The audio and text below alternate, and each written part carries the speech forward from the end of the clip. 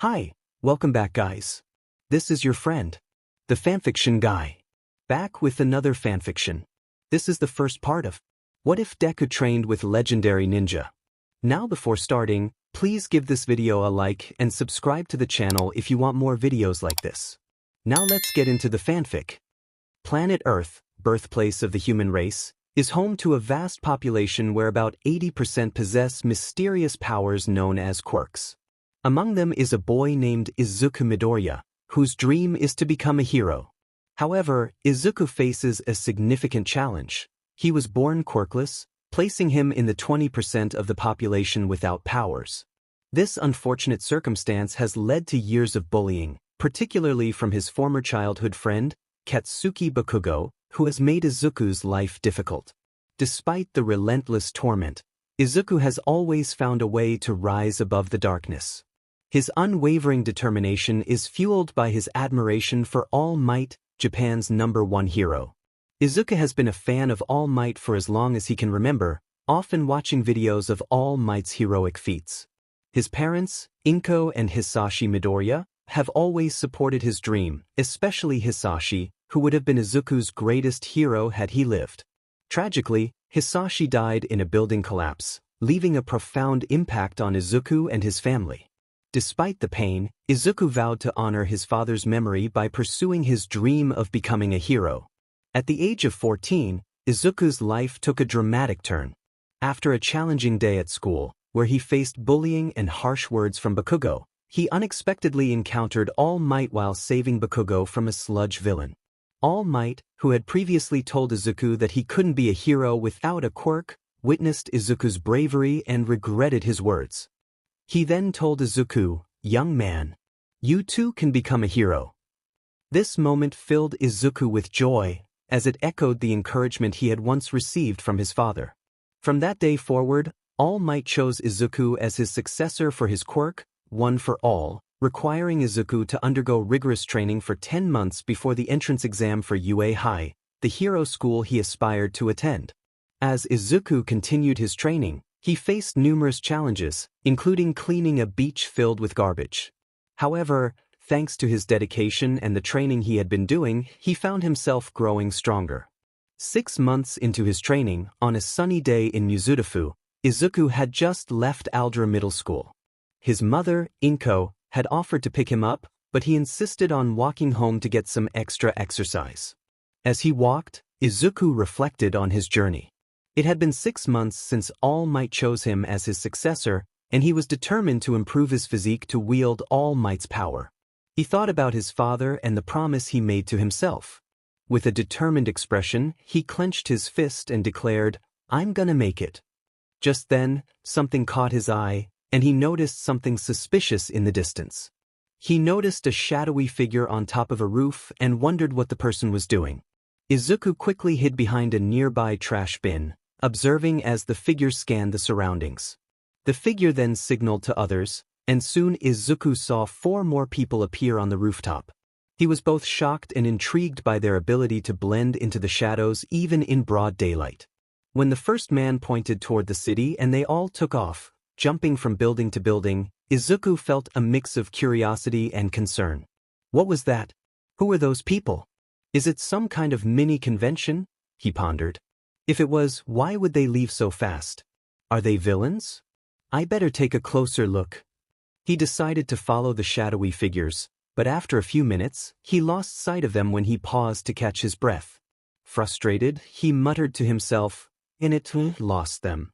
Just then he spotted another group that looked suspicious as they entered a dark alley. He weighed his options, try to find the shadow people again or investigate the alley. Choosing the latter, he quietly slipped into the alley, thinking he could always look for the shadow figures later. He felt a twinge of anxiety, knowing that if these people were indeed villains, he could be in serious trouble.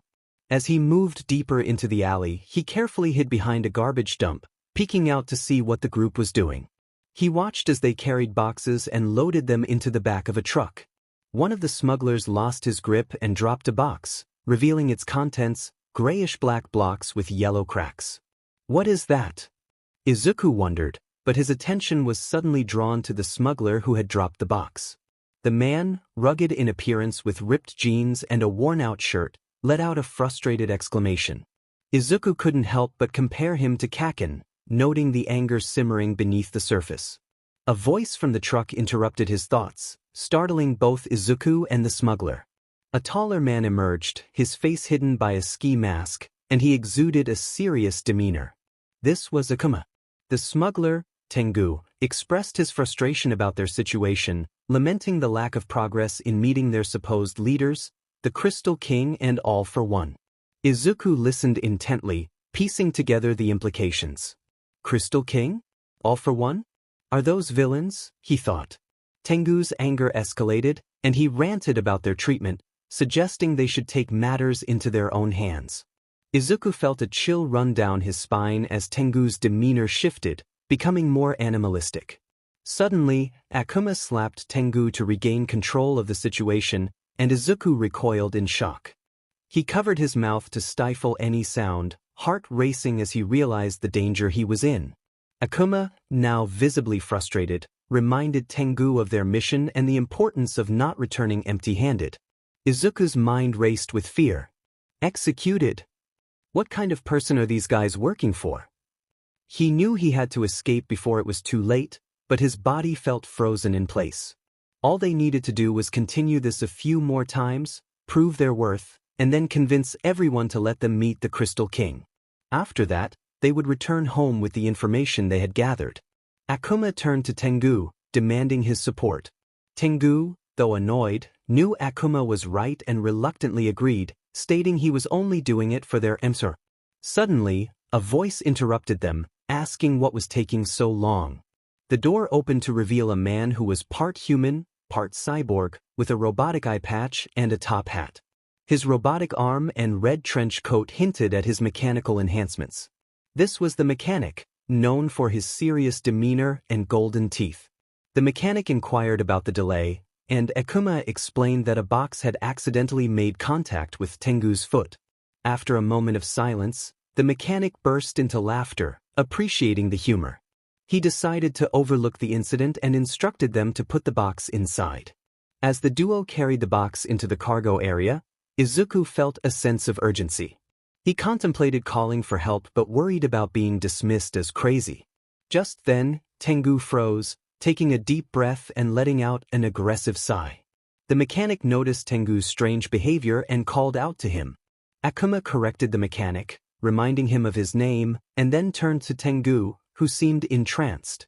After snapping Tengu out of it, Akuma asked what was wrong. Tengu mentioned he could smell something, prompting Akuma to take a sniff of the air. Immediately, he reacted, realizing it was the smell of fear. Tengu confirmed that there was a significant amount of fear in the air, and Izuku felt a chill run down his spine. He recognized that it was his own fear they were sensing, causing to freeze in place. Tengu then declared that someone was watching them, which alarmed the mechanic. Following the scent, Tengu led the way, his anticipation growing. They approached a dumpster, and Tengu grinned wickedly, his excitement palpable. Izuku, paralyzed by fear, felt certain he was in danger. Just then, a voice called out to them, breaking the tension. On the top of a neighboring building, 4 silhouettes were visible.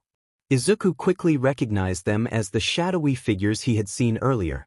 One of the figures was a man dressed in a black and red outfit, wearing a mask that concealed his identity. He carried a sword on his back and had black shoulder panels for armor. His name was Kai Smith. Another figure wore a similar outfit, but with blue accents instead of red. He wielded a pair of nunchucks and was known as Jay Walker. The third figure donned the same attire in white and carried throwing stars. His name was Zane Julian. The fourth figure, dressed in a grayish-black version of the outfit, held a scythe and had notably bushy eyebrows. He was called Cole Brookstone. The next morning in Mizudafu, Japan, Izuku woke up, still preoccupied with the events of the previous day. He had more questions than answers. Despite his efforts to forget, the words of the black-clad ninja lingered in his mind. As he got out of bed, he thought, how am I going to forget everything I saw and heard yesterday? What is going on? Is it really possible for someone to not have a quirk but still possess powers? How did they acquire those abilities? If they are trying to help by fighting those individuals, why don't they reach out to the heroes? Who are the League of Villains, the Crystal Council, and the Overlord? His mind raced with these thoughts as he entered the bathroom to prepare for the day. Izuku was fascinated by all types of quirks and often analyzed them, but the presence of these mysterious figures in his hometown, where heroes were scarce, worried him even more. He felt compelled to take action and seek answers, but fear held him back. After showering, Izuku headed to the kitchen, where he found his mother preparing breakfast. "Morning, Mom," he greeted. "Oh, good morning, sweetie. Have a seat, breakfast is almost ready," Inko replied. As he sat at the table, Izuku continued to ponder the events from the previous day. He appeared distant, lost in thought, which concerned Inko. "Izuku, are you all right?" she asked. "Huh," he responded, snapping back to reality. "It's just that ever since you came back from school yesterday, you've been acting a bit different," she noted. Izuku thought to himself, "You have no idea, Mom. Is something bothering you, Izuku? You know you can talk to me about it," she said while serving breakfast, which consisted of steamed rice and grilled fish. Should he tell her? He hesitated, not wanting to worry her or involve her in something dangerous. "It's nothing, Mom. Just something silly, no big deal," he said, taking a bite of fish. "Are you sure?"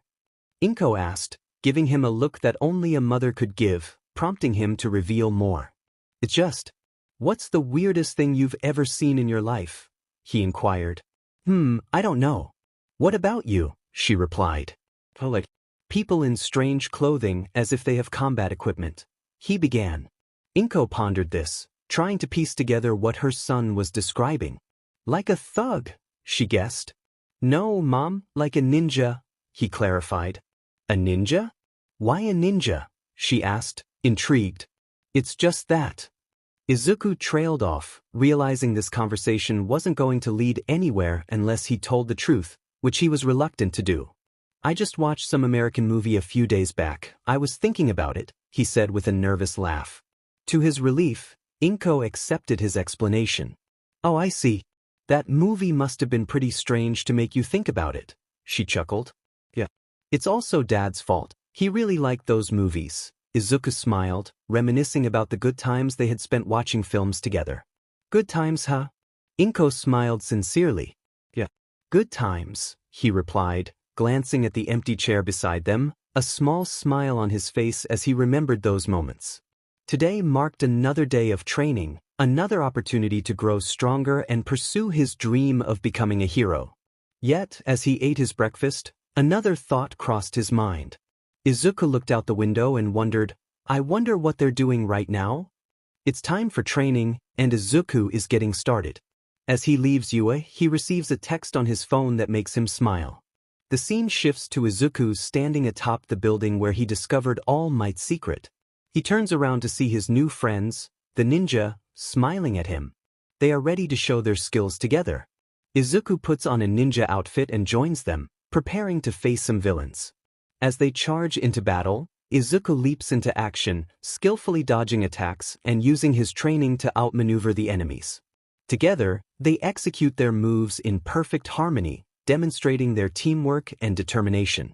After a successful training session, they return to the bounty, where Mr. Wu greets them with a smile. The training continues as they practice their techniques, showcasing their growth and camaraderie. The scene transitions to Izuku walking to Dagoba Beach after another day at Aldra. He reflects on his time at school, feeling isolated and friendless. The pressure from Katsuki Bakugo, who has always been praised for his abilities, weighs heavily on him. Despite Bakugo's recent silence since the incident with the sludge villain, Izuku knows he needs to focus on his training.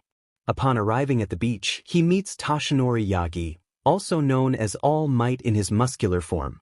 All Might greets him warmly, but notices something is off with Izuku. "Ready for another day of training?" Toshinori asks. "Of course I am," Izuku replies, though his tone is neutral, which surprises All Might. "Is something bothering you? Did something happen?" Toshinori inquires, sensing his protégé's unease. Izuku contemplates whether to share his thoughts.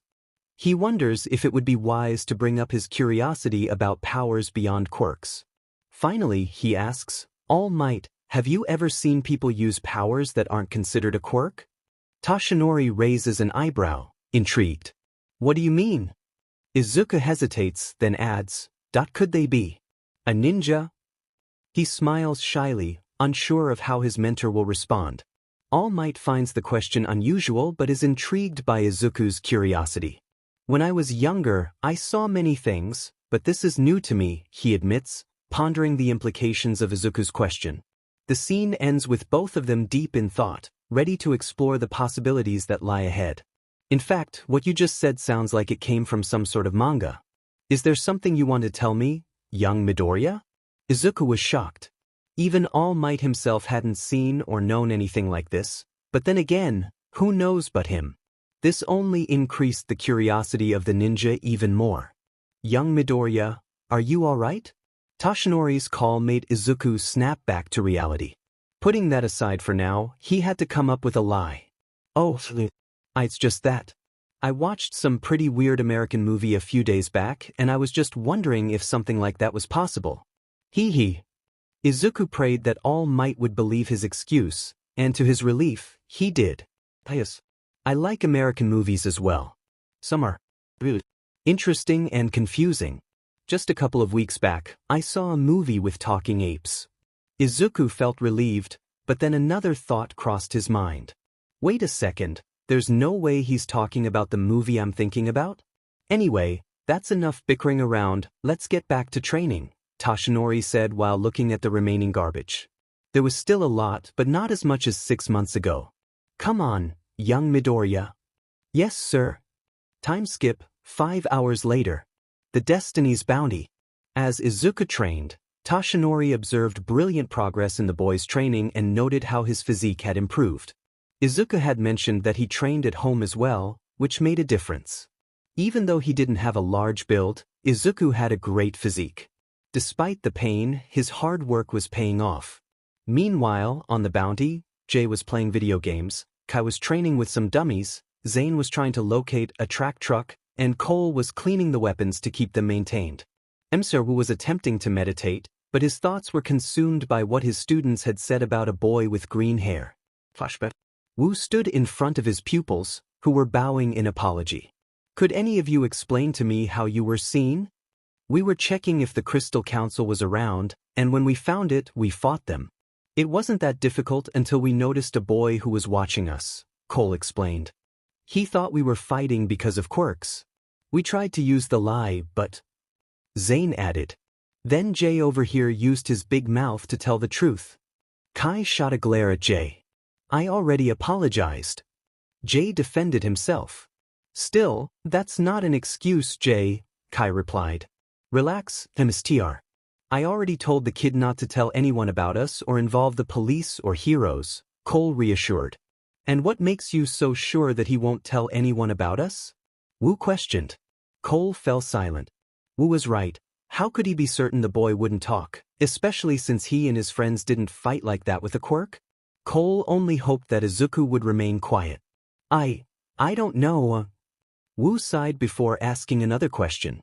Did you at least get the child's name? Yeah. His name was Izuku Midorya. When Cole said the name, Midorya, Wu's eyes widened in shock. His students noticed the sudden change in his demeanor.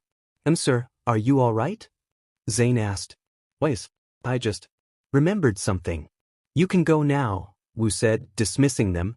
Wait, really? No punishment or anything like that? Jay asked, only to receive an elbow from Kai to quiet him. No. No punishment, Wu replied, surprising his students. This wasn't what they expected. Unless, he added, throwing them a stern look. No need, they exclaimed as they hurried away. Wu then dropped to his knees to meditate, but his mind wouldn't allow it. He was preoccupied with thoughts of Izuku and Hisashi. Will I ever see you again, old friend? Zane was using the computer when Cole approached. Hey guys, you got anything yet? Cole asked. So far, I haven't been able to find anything leading to the Crystal Council, and the tracker I put on is getting an interference signal, Zane replied. Did you try to fix it? Cole inquired. Yes, but it isn't working. It's like this signal isn't coming from a device or antenna. The only option left is to go out and gather more information, while avoiding detection this time. But, Jay. Kai stopped training to look at Cole, while Jay was so engrossed in his game that Kai had to wake him up and point at Cole, making Jay pause his game. Get your stuff. We're going out again. Back to Izuku. Izuku was walking through the streets after finishing his training for the day. He had stayed a bit longer, despite All Might's advice to avoid overexerting himself. The afternoon was quiet and peaceful, with the sun setting and reflecting on the ocean floor. However, Izuku noticed a truck moving towards a less busy area. A part of him urged him to ignore it, while another part urged him to investigate. He just needed to be sure. Izuku ran toward the truck, unaware that 4 others were jumping from buildings in the same direction. When he reached the spot where the truck had stopped, he hid and watched as the driver emerged. To his shock, it was the thugs from yesterday, Tengu and Akuma. Tengu opened the back of the vehicle, revealing more thugs. Izuku thought to himself, it's them. What are they doing this time? He saw Tengu approach a garage door and open it, revealing boxes and a man whose face was concealed by a wide-brimmed straw hat. Did you bring what we asked for? Akuma asked. Yeah, it's there. If you want, you're welcome to check it out. But first, my end of the bargain, the man replied, his voice sounding a bit off. Akuma signaled Tengu to give the man his payment.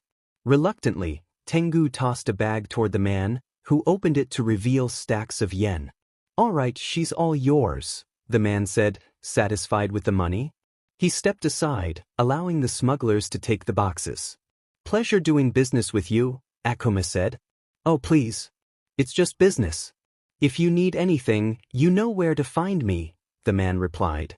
We don't know where to find you, Tengu said as he and Akuma loaded the last boxes onto their truck. Exactly, the man smirked. Izuku felt a surge of determination. He couldn't let these suspicious people operate in his town.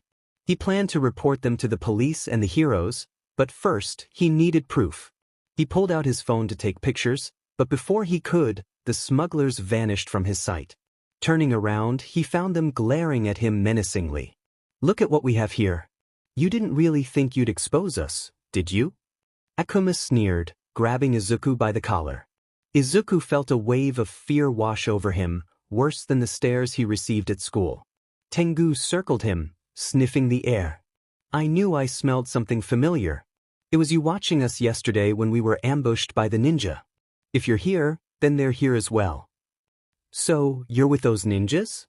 Akuma asked. And no, I don't even know who they are, Izuku stammered. Oh really? Then why do you have your phone out? Tengu pressed. Izuku took a deep breath, pushing aside his fear. It's because I won't let you do anything bad in this city or anywhere in Japan, and I won't let you get away with this. His newfound courage surprised the smugglers, but it didn't deter them. Real cute kid, Tengu said, shoving Izuku to the ground. As Tengu prepared to stomp on him, Izuku quickly grabbed his foot and pushed it back, causing Tengu to stumble. However, Akuma seized Izuku's arms, and Tengu began to strike him.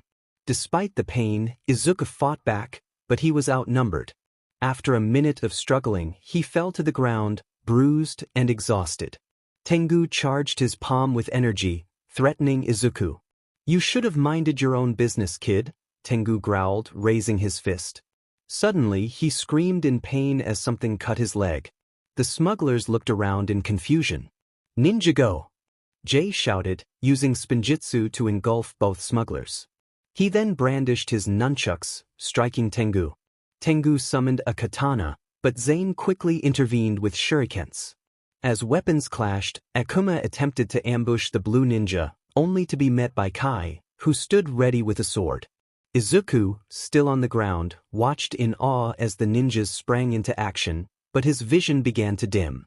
Just before he lost consciousness, he felt himself being lifted by the ninja, who called for his brothers to retreat. Izuku's eyes closed. A few hours later, Izuku awoke in an unfamiliar place. He was not in a hospital or at home. As he looked around the room, he noticed pictures on the walls and multiple beds, all color-coded. Where am I? What happened? He wondered, placing a hand on his head as memories of the smugglers flooded back. He checked his body, surprised to find no bruises or pain. It was as if he had never been hurt. As he sat up, the door opened, and Jay entered. "Oh, you're awake. How are you feeling, bud?" I feel good. "Thank you," Izuku replied. "Oh, you don't have to thank me. Mr. Wu took really good care of you. I thought it was a bit weird at first, but also nice of him. I offered to let you sleep in our room," Jay explained, gesturing around. "Thank you for the hospitality, and I'm sorry for being in your way, mister," Izuku began, but then he noticed Jay's mask was off. He saw that Jay had brown curly hair and freckles, just like him. "Is something wrong, dude?" Jay asked, noticing Izuku's surprise. I'm sorry. It's just that. You look like you're my age, if not a year or two older," Izuku said. "It's alright, I get that a lot. I'm actually 17. Also, my name's Jay," he said with a smile as the door opened again. "He's awake." "Good," Zane said, entering the room. "How are you feeling?" Izuku was astonished by what he saw. The white ninja's mask was off, revealing a face and hair that shimmered silver. His eyes glowed a striking cyan blue. I am fine. How long have I been out?" Izuku stammered. "It has been about 2 hours, 35 minutes, and 40 seconds, Zane replied. The precise time made Izuku panic. "Oh no, my mom. I need to call her to let her know I'm fine." He searched his pockets, but his phone was missing, heightening his anxiety. "Oh no. It's all right. Your phone was damaged, but I fixed it. Come, let me show it to you," Zane said, gesturing for Izuku to follow him. As they went upstairs, Izuku stepped outside and took in the fascinating surroundings, though something felt slightly off. "Ooh!" Izuku jumped, turning to see Kai laughing. "Haha. I'm sorry, I couldn't resist," Kai said, catching his breath. "I see you're better now." "Why yeah," Izuku replied, noticing Kai's spiky hair, as if he had just rolled out of bed. "Hey, easy there, dude. It was just a prank, that's all. Trust me, I'm all cool." "Leave him alone, Kai," Cole interjected as he entered the scene. His hair was black, and his eyebrows were mildly bushy. "Don't worry about him, he's just trying to mess with you. Besides..." He leaned closer to Izuku as if sharing a secret. "Kai secretly dances to K-pop music." "That again? I thought I told you I don't listen to that kind of music," Kai protested. "Then who else would listen to K-pop?" Cole challenged. "Well, definitely not me." The two began bickering, and Izuku couldn't believe his eyes. Who knew that highly skilled ninjas could bicker like siblings? "Don't worry about them, they can get like that at times," Zane reassured Izuku, approaching him with the repaired phone. "Here it is." "Thank you." Izuku turned on his phone and started searching for his mom's contact. He waited for her to answer until, "Izuku, is that you?" Inko's voice boomed through the phone, causing Izuku to wince. "Yeah, it's me, Mom. I'm sorry for worrying you, I'm all right." Inko sighed. "What matters now is that you're okay, honey. Anyway, where are you?" Izuku hesitated, glancing at the ninjas for inspiration. "I'm at a friend's place that I made a while back." "A friend? Why didn't you tell me about them?" "Oh, must have slipped my mind. Hee hee. Are these friends nice at least?" "Well, there's something all right." Izuku looked at the four ninjas, who were still bickering, while Jay and Zane tried to calm them down. But also pretty cool at the same time. A nervous bead of sweat trickled down his forehead. "That's good. But please, Izuku, let me know next time. You know how worried I can be." "It won't happen again, that's a promise. I'll be home soon, all right?" "Okay, sweetie. Take care." "Bye." Izuku hung up and turned to the four ninjas, who were still caught up in their playful argument. Suddenly, a voice called out from behind him. "Kai Cole." Izuku turned to see Mr. Wu observing the scene. "That's enough." Kai and Cole stopped their bickering, and Jay and Zane released them, wary of Wu's stern gaze. "Sorry, they said in unison, bowing their heads. "I apologize for their behavior. They can get like this at times." Wu then looked at Izuku, who was surprised to see the old man. It's okay. It really didn't bother me that much, Izuku replied. Wu noticed Izuku's demeanor. His students had informed him that the boy understood they weren't fighting due to a quirk. So, you are Izuku Midorya, correct? Wu asked. Why, sir? I know you must have questions on your mind right now. You may want to sit. Wu gestured for Izuku to sit on the floor. Izuku sensed that the old man was trustworthy and took a seat. First, let me welcome you to the Destiny's Bounty. Izuku realized he wasn't just in a home but on an actual pirate ship. The ship was painted red, with sails that resembled dragon wings, and a carved wooden dragon adorned the front. Izuku was astonished, but Wu continued speaking. Wait, if they fought like that without a quirk, can you fight like that too? Izuku asked. Of course. As I say, I am old, not weak. But before I continue, I assume you have multiple questions, correct? Who are you guys? Why are you here? Where did you come from? You see, long before time had a name, Ninjago was created by the first Spinjitsu who used elemental weapons. The scythe of quakes, the nunchucks of lightning, the shurikens of ice, and the sword of fire.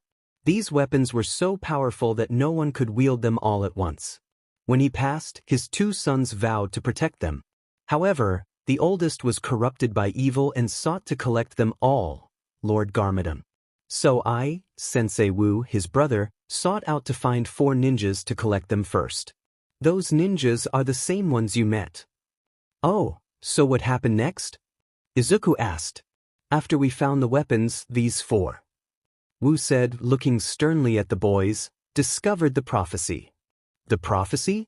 What prophecy? Izuku inquired. The prophecy of the Green Ninja. The Green Ninja? Izuku echoed. One ninja will rise above the others and become the Green Ninja, destined to defeat the Dark Lord. Dark Lord as in Garmadon? That's what we thought at first, but it was a much darker lord than Garmadon. Who? Izuku pressed. We have encountered many evils in our home, from the Serpentine to the ancient stone army. But this evil is a being as old as my father, the first Spinjitsu, the living embodiment of evil itself, known as the Overlord. Izuku was taken aback by this revelation. The embodiment of evil? It sounded otherworldly. The Overlord? Were you able to beat him? Izuku asked, his curiosity piqued. Wu noticed Izuku's interest and continued, We have defeated the Overlord before, but he returned. The second time we defeated him, it cost us the loss of Zane. Now he's back as the Crystal King, leading an organization called the Crystal Council, which seems to be hidden somewhere in this city. Wu signaled for his students to introduce themselves. The name's Cole Brookstone, but you can call me Cole, Cole said.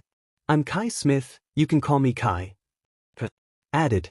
My name is Zane Julian, Nindroid at your service. Zane introduced himself. I'll just remind you again if you forgot, but I'm Jay, Jay chimed in.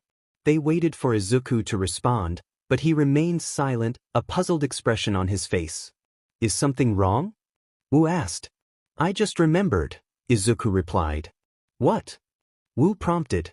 Those smugglers, Tengu and Akuma, mentioned the Overlord and the Crystal Council. But they were also talking about someone else. Who? Cole asked. One of them mentioned a League of Villains. Do any of you know that name? Izuku inquired. Another villain group? Perhaps this is why they left Ninjago. The Overlord may have struck a deal or partnership with this League of Villains, Zane speculated.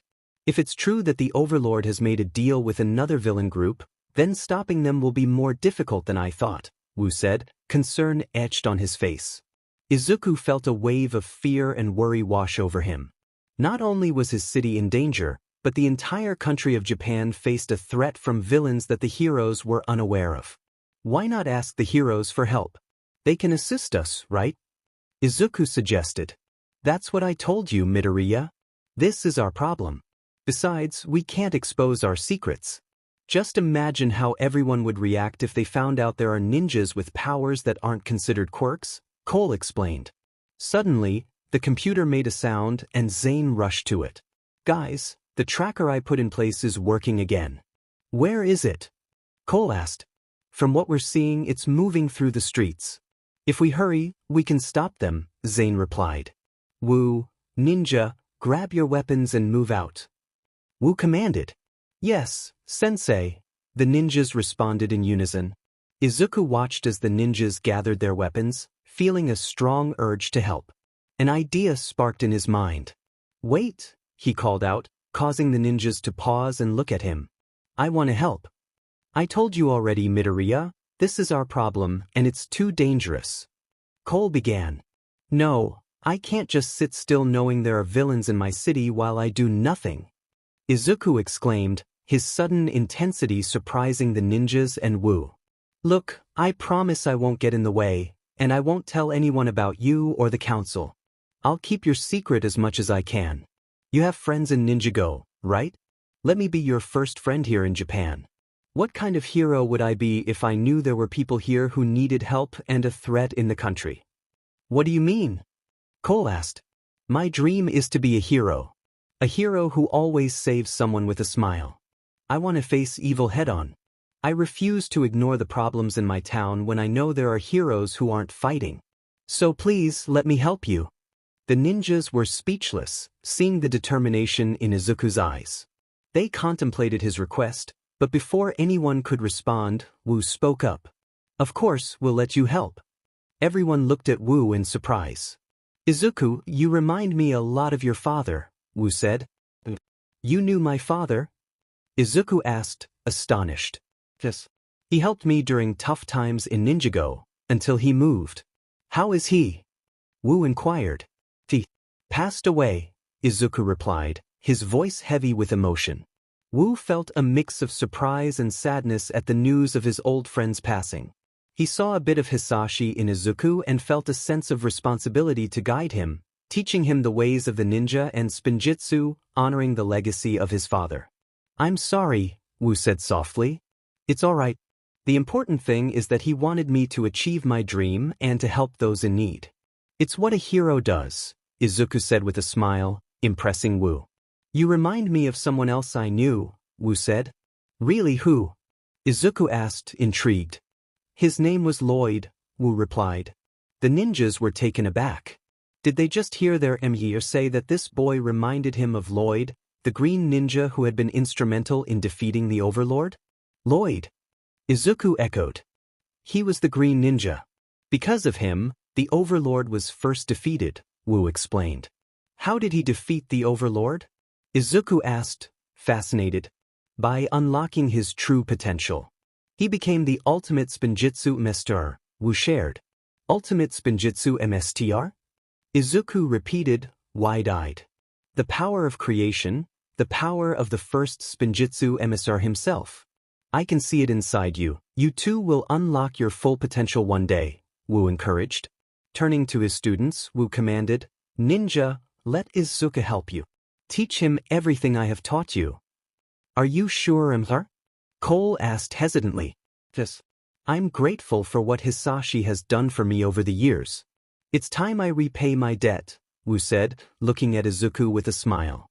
Izuku felt a surge of happiness at the opportunity to train like a true ninja. Thank you. Thank you, Mr. Wu, he exclaimed, bowing deeply. Call me Mr. Wu, Wu replied. Yes, sir. Izuku responded eagerly. So what are we waiting for? We have a truck to catch, Kai said, snapping back to focus. Right. So what do you say, kid? Want to help us out? Cole asked. Let's do this. Izuku declared, running to join the ninjas. They had a truck to catch, marking the beginning of an appealing new friendship and a new chapter in Izuku's life. Sensei Wu previously addressed the team, setting the stage for their next adventure. Tengu confronted Izuku, threatening him with a raised fist. Just as things seemed dire, Tengu felt a sharp pain in his leg, causing him to scream in surprise. The smugglers looked around, confused about the sudden attack. In a flash, Jay called out, Ninjago, and unleashed his Spinjitsu, enveloping the smugglers. He then brandished his nunchucks, striking at Tengu's limbs. Tengu, determined, summoned a katana, but Zane quickly intervened with his shurikens, creating a clash of weapons. Just as Akuma prepared to ambush Jay, Kai appeared, startling the smuggler with the tip of his sword. Later, Wu inquired if they had learned the child's name. Cole responded, "Yeah." His name was Izuku Midorya. Wu's eyes widened in surprise at the mention of the name. Wu reflected on the significance of the name, recalling his past with Hisashi and the memories they shared, looking at a desk adorned with pictures from their younger days. Wu then welcomed Izuku aboard the Destiny's Bounty, revealing that the ship was not just a home but a magnificent pirate vessel, adorned in red with sails resembling dragon wings and a carved wooden dragon at the bow. Wu encouraged the team, saying, "Let Izuku help you. Teach him everything I have taught you." Cole hesitated, asking if Wu was sure. Wu affirmed his decision, expressing gratitude for Hisashi's past kindness and the importance of repaying that debt with a warm smile directed at Izuku. Kai, eager to move forward, exclaimed, "So what are we waiting for? We have a truck to catch." Cole turned to Izuku, asking if he wanted to join them. With determination, Izuku replied, "Let's do this." The adventure was just beginning. The screen ignited with energy as Kai appeared, raising his sword and performing Spinjitsu. As he finished, his mask was removed, revealing his identity alongside the name Kai. The scene shifted to a vibrant blue as Jay entered, skillfully wielding his nunchucks and executing Spinjitsu. Upon completion, his mask came off, displaying the name Jay. Next, the setting transformed into a snowy white landscape, where Zane leaped into action, spinning his shurikens before performing Spinjitsu.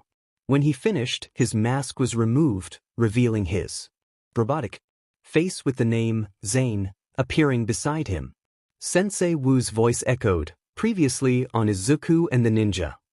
"Attention everyone, the ninja are here," Akuma announced, drawing the attention of smugglers who looked up at the buildings illuminated by a bright light.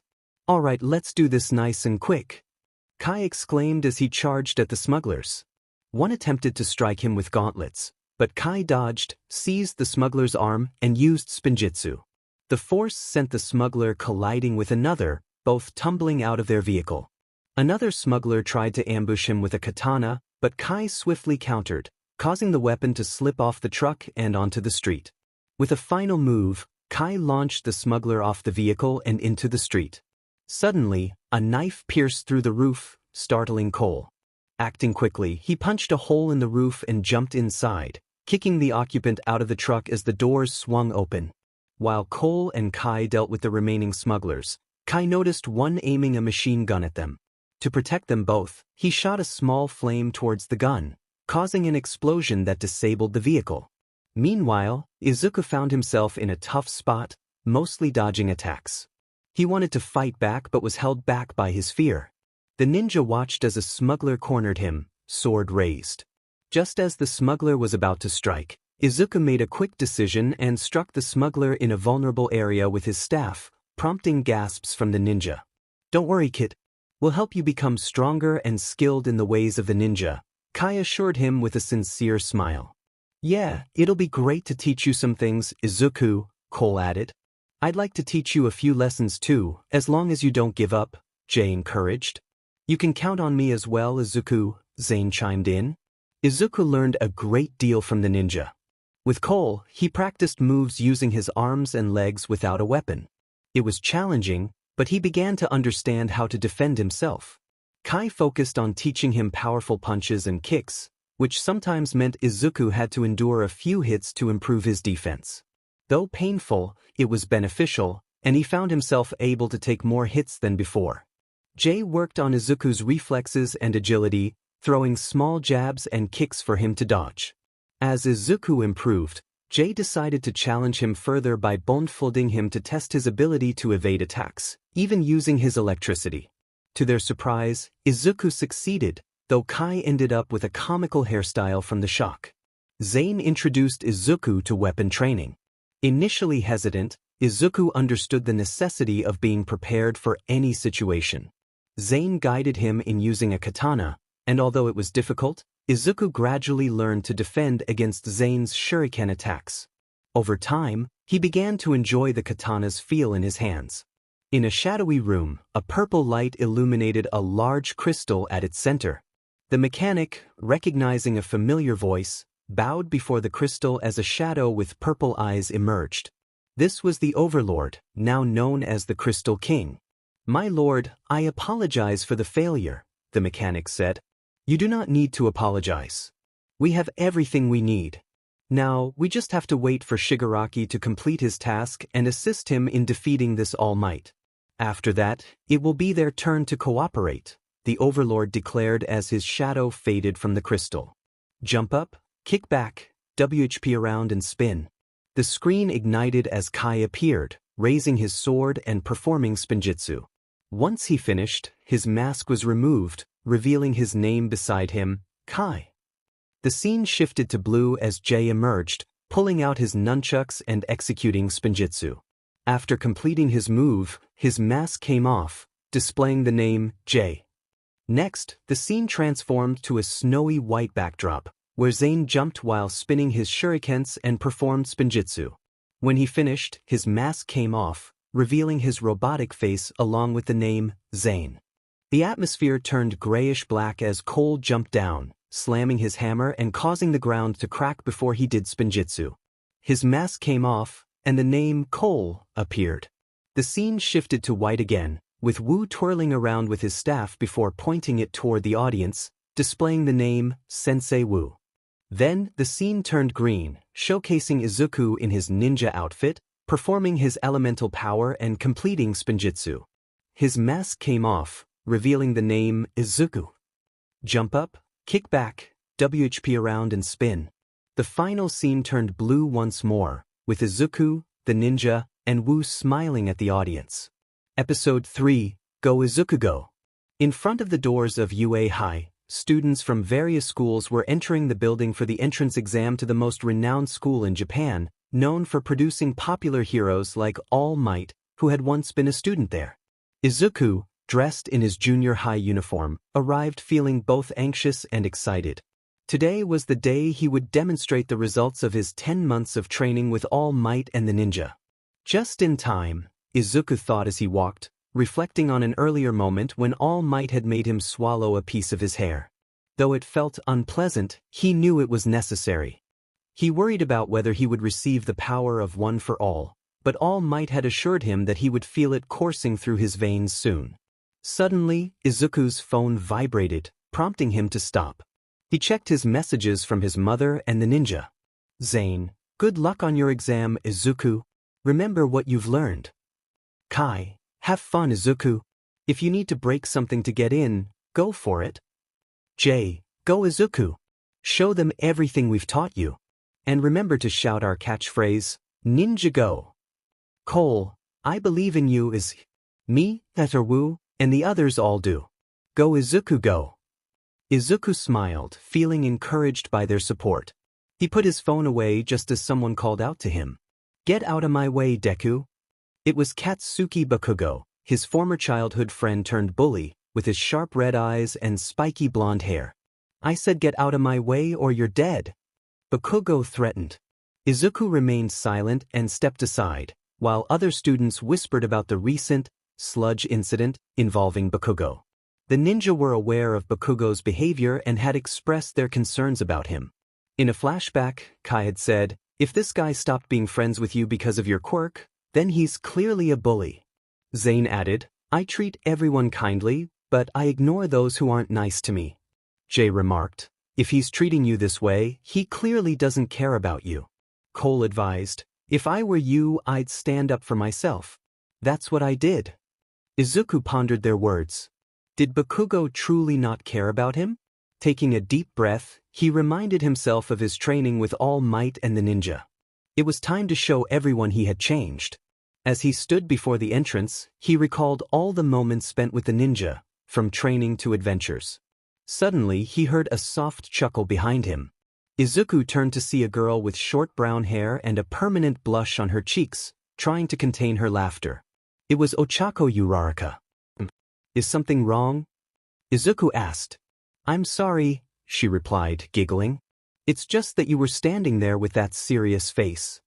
"I couldn't resist," she said, trying to contain her laughter. Izuku replied, "Oh, don't worry about it." Shaking it. I'm really sorry for laughing, Ochako said. And no, it's all right. Izuku felt nervous again, aware of his stutter. Because of being quirkless, he often felt isolated, especially from girls. Izuku reminded himself to stay calm. A girl is just talking to you. It's completely normal. Just remember what Jay told you. In a flashback, during training with Jay, Izuku had observed how effortlessly Jay spoke to others without stuttering. One day, while taking a break, he noticed Jay talking to someone on the phone. Izuku gave them space and watched how they interacted, noting the depth of their relationship. Jay remained himself, even blushing slightly, but he spoke confidently without any signs of nervousness. This intrigued Izuku, who had never been able to talk to a girl without stuttering.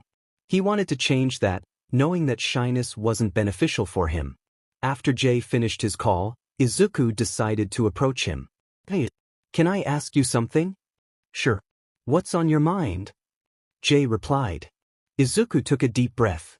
How do you manage to talk to someone without getting all nervous and stuttering? Especially with the girl? Jay smiled, a hint of blush on his cheeks. Alright, what did you hear? And nothing much. I just overheard you talking to someone and saw you blush a little. I left so you could talk in peace, I swear. Oh, it's a friend back in Ninjago, Jay said, rubbing the back of his head. Sounds like you guys are close. Yeah, we're pretty close. So, about that question you asked earlier? Izuku opened up. Honestly, I've never talked to a girl in my whole life. Every time I tried, I just got nervous and stuttered. Plus, no one wanted to talk to me because I'm quirkless. So I figured I'd ask you for advice. Jay looked at him, realizing how much Izuku needed help. No need to say more, Izuku. For I, Jay Walker, will help you with your girl problem, he said, playfully wrapping an arm around Izuku's neck. But that's not what Izuku started, but was interrupted by Kai, who approached them. Hey guys. What's going on here? Kai asked. Jay grinned. I was just about to give Izuku advice about girls. Naya raised an eyebrow skeptically, and the three ninjas burst into laughter. Really? Giving advice about girls? Okay then enlighten us, oh girl guru, Cole teased. Gladly. You see, Izuku, the key to impressing girls is to be funny. Tell a joke, make her laugh, and then seal the deal, Jay said confidently. Yeah, sure, Kai replied, rolling his eyes playfully. Zane added, it's okay to make a girl laugh, but it's more important to be yourself. Once you find the right person, you'll forget about your stutter. Just breathe slowly, calm down, and let it out. And a flashback. Remembering their advice, Izuku took a deep breath, calmed himself, and spoke. I would laugh too if I found someone just standing there. I don't blame you though. I'm just a little nervous, so I stopped to think and breathe. Oh yeah, I understand too. I'm also nervous. After all, we're facing the entrance exam to get into the #1 hero school in Japan, Ochako replied. Yeah, I feel like our efforts will pay off.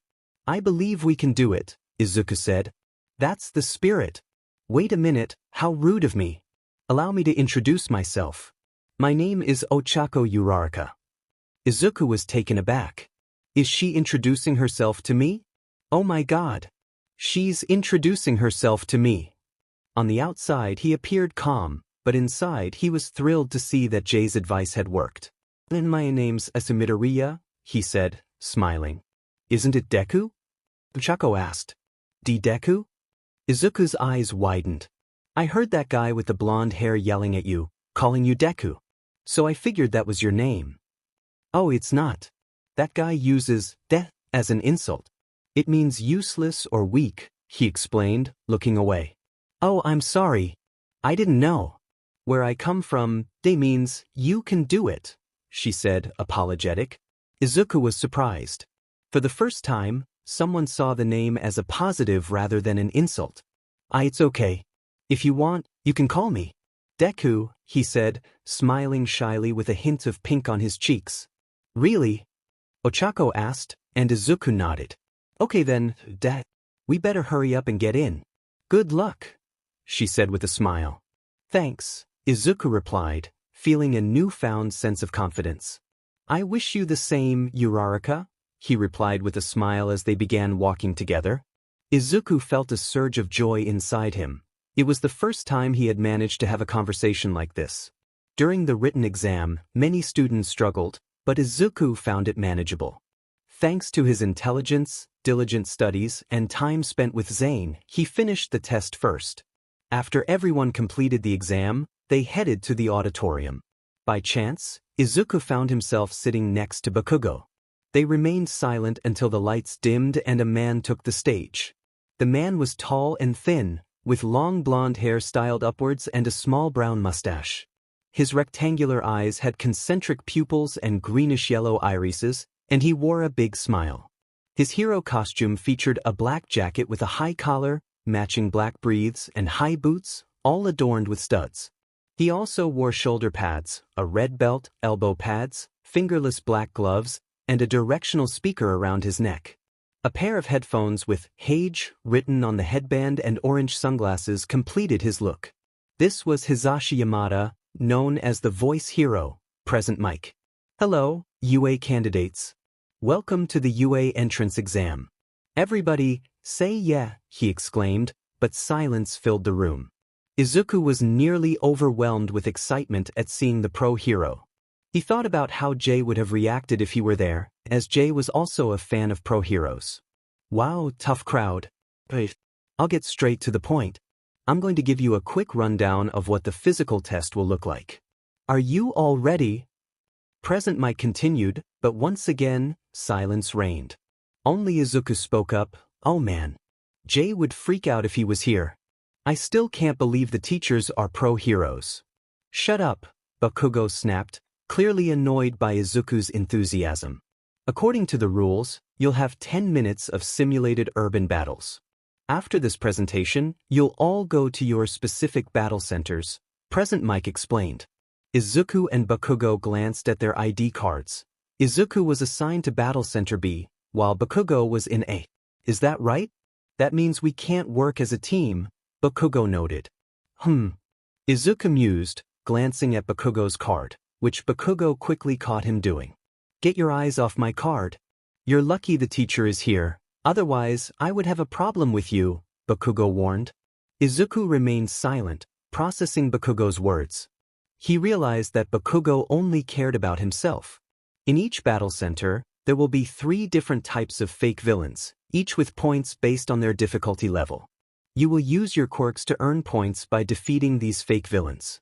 The only rule is not to attack the other examinees, present mic continued.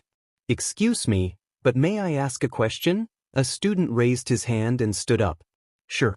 Ask away, present mic said, pointing at him, causing a spotlight to shine above. The student was tall and muscular, with short dark blue hair and a serious expression. His name was Tenya Ida. On this sheet, it says there are actually 4 types of fake villains. If this is a mistake, then the most reputable school in Japan should be Shim. We are here to become exemplary heroes. And you, with the green hair, he pointed at Izuku, who was taken aback. I've heard you muttering the whole time. If you're not taking this seriously, I recommend you leave. Something inside Izuku snapped. He had always been the quiet type when it came to comments about him, but after years of silence, he decided to speak up. Before present mic could continue, Izuku interjected. I'm sorry, but are you seriously saying I'm not taking this seriously? First off, I'm sorry for the person sitting 2 chairs from me if you're someone who makes a big deal out of the slightest things. Second, are you really saying I'm not taking this seriously when you interrupted present mic before he could finish explaining the rules? Now answer me this. Who isn't taking this seriously here? Who interrupted present mic's instructions, you or me? He challenged, staring directly at Ida, who looked shocked. Bakugo was silent, surprised by Izuku's unexpected response. Izuku had never spoken up like that before. He was usually quiet. Izuku thought back to the time he spent with Kai, Cole, and Zane, where he learned to speak without fear. In a flashback, Izuku sat on a wooden crate on the upper deck, trying to ignore the pain from his training. Cole entered, offering encouragement. You're holding up better than last time. That's great progress, he said, while Zane handed Izuku an ice pack. It still hurts, though, Izuku replied. You haven't seen anything yet? We've been through worse, so you better get used to it, Kai boasted. During that time, Izuku observed how they interacted during training. He wanted to learn how to be more assertive, just like them. Hey guys, he finally asked. Yeah, they responded in unison. I was just thinking. What would each of you do if someone said something about you in front of everyone? He asked while placing an ice pack on his forehead. Kai replied, I would just call the person out. Cole added, I would stand up for myself and explain how they would feel if they were the one being insulted. Zane chimed in, I would remind them that saying hurtful things can lead to serious consequences. Why do you ask, Izuku? Izuku hesitated, struggling to respond due to his shyness. Then, Kai suddenly had an idea. Oh, I see what's going on, he said. You do? Zane asked skeptically. Yeah. You want me to teach you to be tough, right, Izuku? Kai asked eagerly. Wait, what? No, that's not what I mean, Izuku stammered. Cole laughed. Oh, well, why didn't you say so? Kai and I could have been teaching you that a while back. He wrapped his arm around Izuku's shoulders. Kai added, well, you know what they say. It's never too late to try something new. He wrapped his other arm around Izuku. Izuku protested, hold on. Zane, don't you need some help with the computer or something? Zane smiled casually, don't worry about me. I can just ask Jay for help. You, on the other hand, sound like you need to get started on your new lesson. Izuku shouted, no, Zane, as he was playfully dragged away. And a flashback. Izuku thought to himself, wow guys. What did they do to me? Should I be grateful or worried? Present Mike addressed the group, alright, calm down now. Examinee number 7111, what the kid with green hair said was right. Next time, wait for me or anyone else to finish before interrupting. Anyway, that fourth robot you mentioned earlier is the 0 pointer. It is worth 0 points, hence the name. The 0 pointer is an obstacle you must avoid. It's in every battle center. You can defeat it, but you won't earn any points doing so. Tenya replied, thank you for explaining, and I apologize for interrupting, as he sat back down. Present Mike continued, well, that's it. But first, let's go over our school motto. As the great Napoleon Bonaparte once said, a true hero is one that overcomes life's difficulties. Now go beyond, plus ultra. Izuku took the paper from him, looking serious before breaking into an excited smile. 30 minutes later, Izuku and the other candidates were at their designated battle centers. He was wearing his sweater and shaking, but not from fear. In fact, he wasn't sure why he was shaking at all. It was time to show how all those months of training had paid off. Taking a deep breath, he looked around and noticed that many candidates were calm, except for one, Ochako, who looked very nervous. She helped you when you were about to fall. It's time you owed her one, he thought, determined to help her. As he walked toward her, someone grabbed his shoulder. Turning around, he saw it was Tenya. That girl looks to be concentrating. What do you think you're doing? Are you trying to ruin her chances of getting in? Tenya said sternly. Izuku felt irritation rise at Tenya's sudden conclusions. He brushed Tenya's hand off his shoulder and responded, okay, I have a question for you. If you found a child crying in the middle of the street because he lost his parents, would you walk up to him and tell him to be quiet because his crying annoys you? Tenya was taken aback, unsure of how to respond. Izuku continued, look, I don't think you're a bad person. Telling people to do the right thing is okay, but the way you're doing it is wrong. Think about how you speak before you actually speak. Wow. What's gotten into me? I've never spoken like that before. Did the ninja's advice actually work?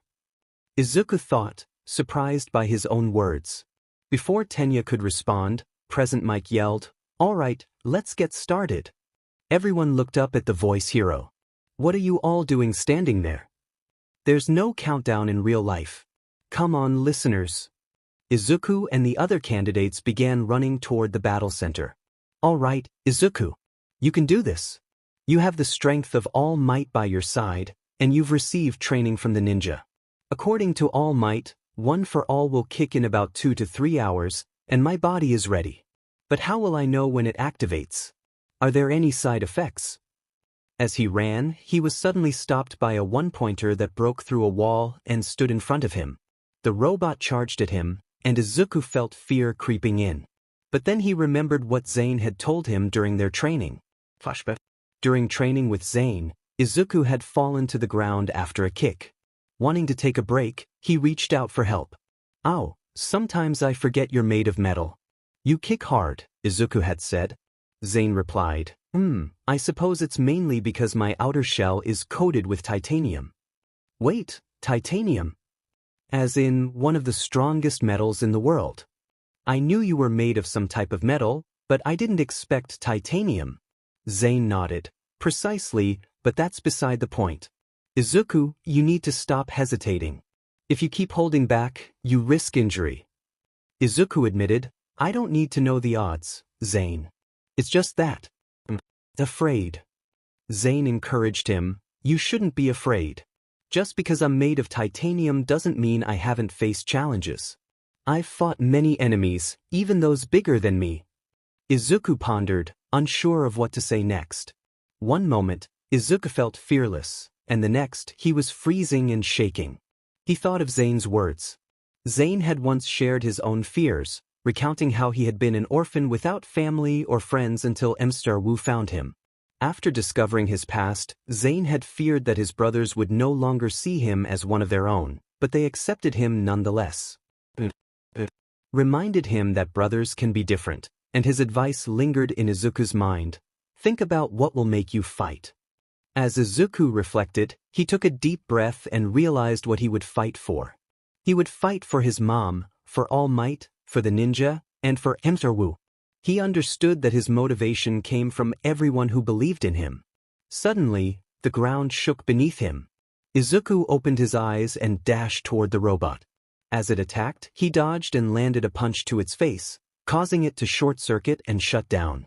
Looking at his right arm, Izuku noticed red lines glowing around it. He jumped in surprise but quickly recognized what was happening. One for All was finally manifesting within him. "Oh my god! Oh my god! Thank you, Zane!" Izuku exclaimed, a smile spreading across his face as he embraced the power and the control he had gained. His little celebration was soon interrupted by a three-pointer that appeared next to him. Izuku looked at it with determination and advanced towards it. The robot attacked one of his legs, but Izuku ducked under the robot and sent it flying with one for all. He then ran to find more robots. While running, he saw other candidates destroying robots. He watched as Ochako made 4 robots float, then pressed the pads on her fingers together, causing them all to fall and be destroyed. Izuku was impressed with this power, as it was the first time he had seen her use it. "With that should be about 28 points, she breathed before running again. Izuku thought to himself, 28 points. Wow, she's good. I need to find some robots fast. He ran in another direction and saw 3 robots, 2 two-pointers on the side and a 3-pointer in the lead, heading towards a candidate who appeared to be French. His name was Yuga Aoyama, and he was busy shooting his laser at the robot in front of him. Izuku chased the robots and soon realized that this situation felt familiar.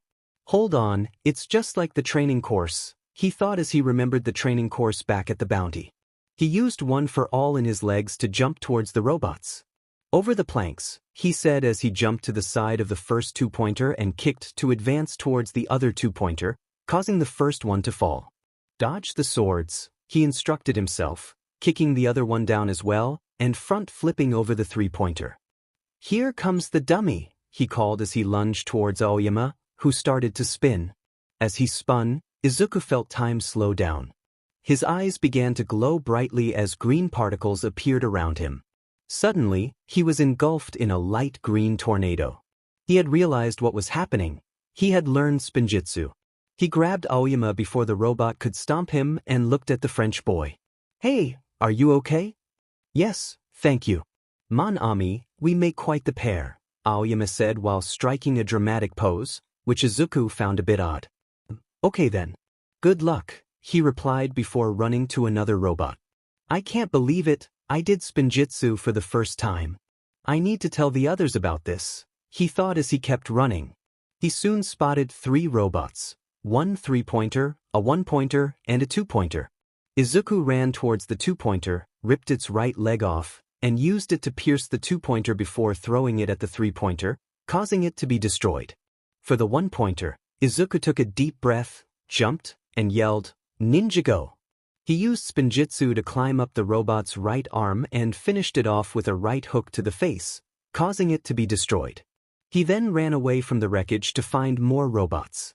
In a monitoring room, the UA teachers were watching the students from the cameras and analyzing each one carefully.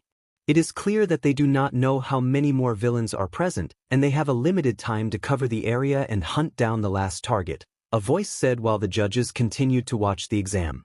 The speaker was relatively shorter than all the teachers, with the body parts of a dog, a mouse, and a bear.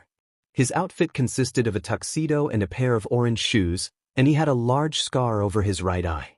This was Nizu, the principal of UA High School. While some use intelligence to gather skills to plan strategies, Nizu said, looking at the image of a boy with tentacles morphing into different body parts, others use speed to get ahead. He observed Ida as he skidded on the ground. "Of course, you always have to keep calm under pressure," he added, watching Aoyama, who was looking at the camera while shooting his laser. "No matter the power or combat skills," he continued as Bakugo appeared on screen, breathing and smiling. "The most successful students use a combination of tactics. They are the ones who will get the highest score on this exam. I'd say this year's group of students looks promising," a female voice chimed in, with a flirtatious tone. "Well, there's no way to really know yet. The real test starts now," Toshinori said as he opened the lid of a box containing a red button and pressed it. Back with Izuku, he was breathing with a battered 3-pointer behind him. "That makes it 20 points. I better get some more before time runs out." Before he could run for more points, he felt the entire fake city begin to shake. The students were in shock as something large approached, causing the windows to crack and the ground to tremble. Izuku turned around to see the cause of the noise and shaking. When he looked up, he saw a robot the size of a kaiju, staring at them menacingly as it crushed the building above them. "You have got to be kidding me. That's the 0-pointer. They have to be exaggerating," he thought, shivering slightly. The 0-pointer stomped on the ground, causing the floor to crack and dust to rise. The students shielded their eyes from the dust. Once it settled, Izuku opened his eyes to see the candidates running away from the robot, including Ida, who noticed the greenette standing there, staring at the robot. Now things are about to get interesting. This is when a person's true colors are revealed when danger is in front of them, Toshinori remarked. "Less than 2 minutes remaining," Present Mike announced. Izuku snapped out of his trance upon hearing Present Mike's announcement. "Less than 2 minutes. I better go get some more points." He started to run away from the 0-pointer. But then he heard a groan of pain. He stopped and turned around to see what had caused it. He saw Ochako trapped in the rubble, and the worst part was that no one was helping her. "Uraraka," Izuku said, shaking not out of fear, but out of anger, as all the sound in his ears began to go silent. She was there, pleading for help, and yet no one had come to her aid. Izuku felt a surge of anger as he watched the other candidates flee, his gaze shifting to the towering robot. Memories of her kindness flooded his mind, fueling his determination to save her. With a burst of energy, he activated One for All in his legs, propelling himself forward. "There is no merit in defeating a fake villain," Toshinori's voice echoed in his mind, but Izuku was resolute. This was his moment to shine. He concentrated the power of One for All into his fist, feeling an overwhelming surge of strength. He recalled All Might's words, and with a fierce shout he unleashed his power. Smash! The impact of his punch shattered the 0-pointer, sending debris flying in all directions. The crowd gasped in disbelief, their eyes wide as they witnessed Izuku's incredible feat. Toshinori smiled proudly, encouraging him to embrace his true potential. "Show them what it means to be a hero. Nothing is nobler than self-sacrifice." Despite the pain radiating from his sore arm, Izuku felt a sense of purpose. This moment reminded him of when he had saved Kaken, but it felt different. The announcement from Present Mike jolted him back to reality. 1 more minute left. Izuku suddenly realized he hadn't thought about how to land. Spotting falling debris, he quickly devised a plan, using it to cushion his descent. Wow, that was crazy. Ouch, he exclaimed, grimacing as he assessed his broken arm. So this is the side effect of pushing my limits, huh? Good to know. The pain was intense, but his training had prepared him to endure. As he scanned the area, he spotted Ochako, still trapped in the rubble, her eyes wide with shock. He rushed to her side, using his left arm to clear the debris. Are you okay, Ochako? Thanks for saving me, she replied, her voice trembling. But can you get up? Izuku asked, concern etched on his face. Ochako attempted to rise but stumbled, her foot twisted. He instinctively caught her, wincing as she inadvertently brushed against his injured arm. Oh my gosh! You need to see a doctor, she exclaimed, her worry evident. I can't not yet. I still need to get some more points, he started, but Present Mix's voice interrupted him. Time's up. Izuku's heart sank. What? No. He felt a wave of emptiness wash over him, fearing he hadn't earned enough points to pass. Deku, are you okay? Ochako asked, noticing his distressed expression. Yeah. I'm fine, he reassured her with a smile. Come on, I'll help you. He supported her as they made their way through the chaos, her arm draped over his shoulder. Ochako felt a blush creep onto her cheeks as she admired his selflessness. Despite his own pain, he had prioritized her safety over his own chances of success. They encountered other candidates, still in shock from Izuku's display of strength. He felt a mix of emotions, frustration at those who had fled, but also a sense of fulfillment in having helped someone in need. Tenya observed Izuku's actions with newfound respect. He realized that Izuku had risked everything to save Ochako, even knowing the zero-pointer wouldn't yield any points. He must have known it was dangerous, Tenya thought, reflecting on the implications of Izuku's sacrifice. Suddenly, an elderly woman approached, her cane tapping against the ground. Dressed in a white coat and pink boots, she introduced herself as Recovery Girl, the nurse of UA High School. Don't worry, I'm here. Anyone who is injured, please come to me, she called out. Izuku approached her, gently placing Ochako on the ground. Recovery Girl, please help her. Of course, just leave it to me. But first, you need assistance, she said, pointing at his arm. It's just a broken arm. I can handle it, he insisted. You can't keep your arm like that. Now come, sit, she ordered, and he complied, sitting down as she examined his injury. Recovery Girl kissed his forehead, and Izuku felt the pain begin to fade. As exhaustion washed over him, he succumbed to unconsciousness. Is he all right? Ochako asked, concern lacing her voice. He'll be fine. He just needs to rest, Recovery Girl assured her. It's as if his body is adjusting to his quirk. Ochako watched Izuku, feeling grateful for his bravery. She was saddened by the thought that he might not pass the exam due to his selflessness. In that moment, she recognized Izuku Midorya as her hero. All right now, young lady. It's your turn. Anyone else who needs medical assistance, come to me, Recovery Girl said, shifting her focus. As Tenya pondered the implications of the exam, he couldn't shake the feeling that there was more to Izuku's actions than met the eye. A week later, in the Midorya household, Izuku was on a call with his friends. So you haven't found anything on the Crystal Council yet? He asked. Not yet. We've been searching everywhere, but nothing has turned up. They seem to be operating in the shadows, Zane replied. Especially with the heroes on high alert after the chase, Cole added. I understand. Izuku said, determination in his voice as he prepared for the challenges ahead. I believe that someday, we'll find them and finish them off. If you guys need my help, I'll assist you, even if I'm at UA, Izuku declared with determination. Jay chimed in, by the way, I have 2 things to say. First, I still can't believe you did Spinjitsu, man. Zane nodded in agreement. It is quite a sight to see. Cole added, yeah, congrats, Izuku. Izuku smiled, feeling grateful for their support. Thanks guys. Jay continued, and second, did you get the letter from UA yet? Izuku fell silent, anxiety creeping in. He feared he hadn't passed, but a part of him held on to hope. Izuku? Jay prompted. Izuku hesitated before responding. It didn't arrive yet. Kai encouraged him. Izuku, you need to chill. 20 points may be enough to pass.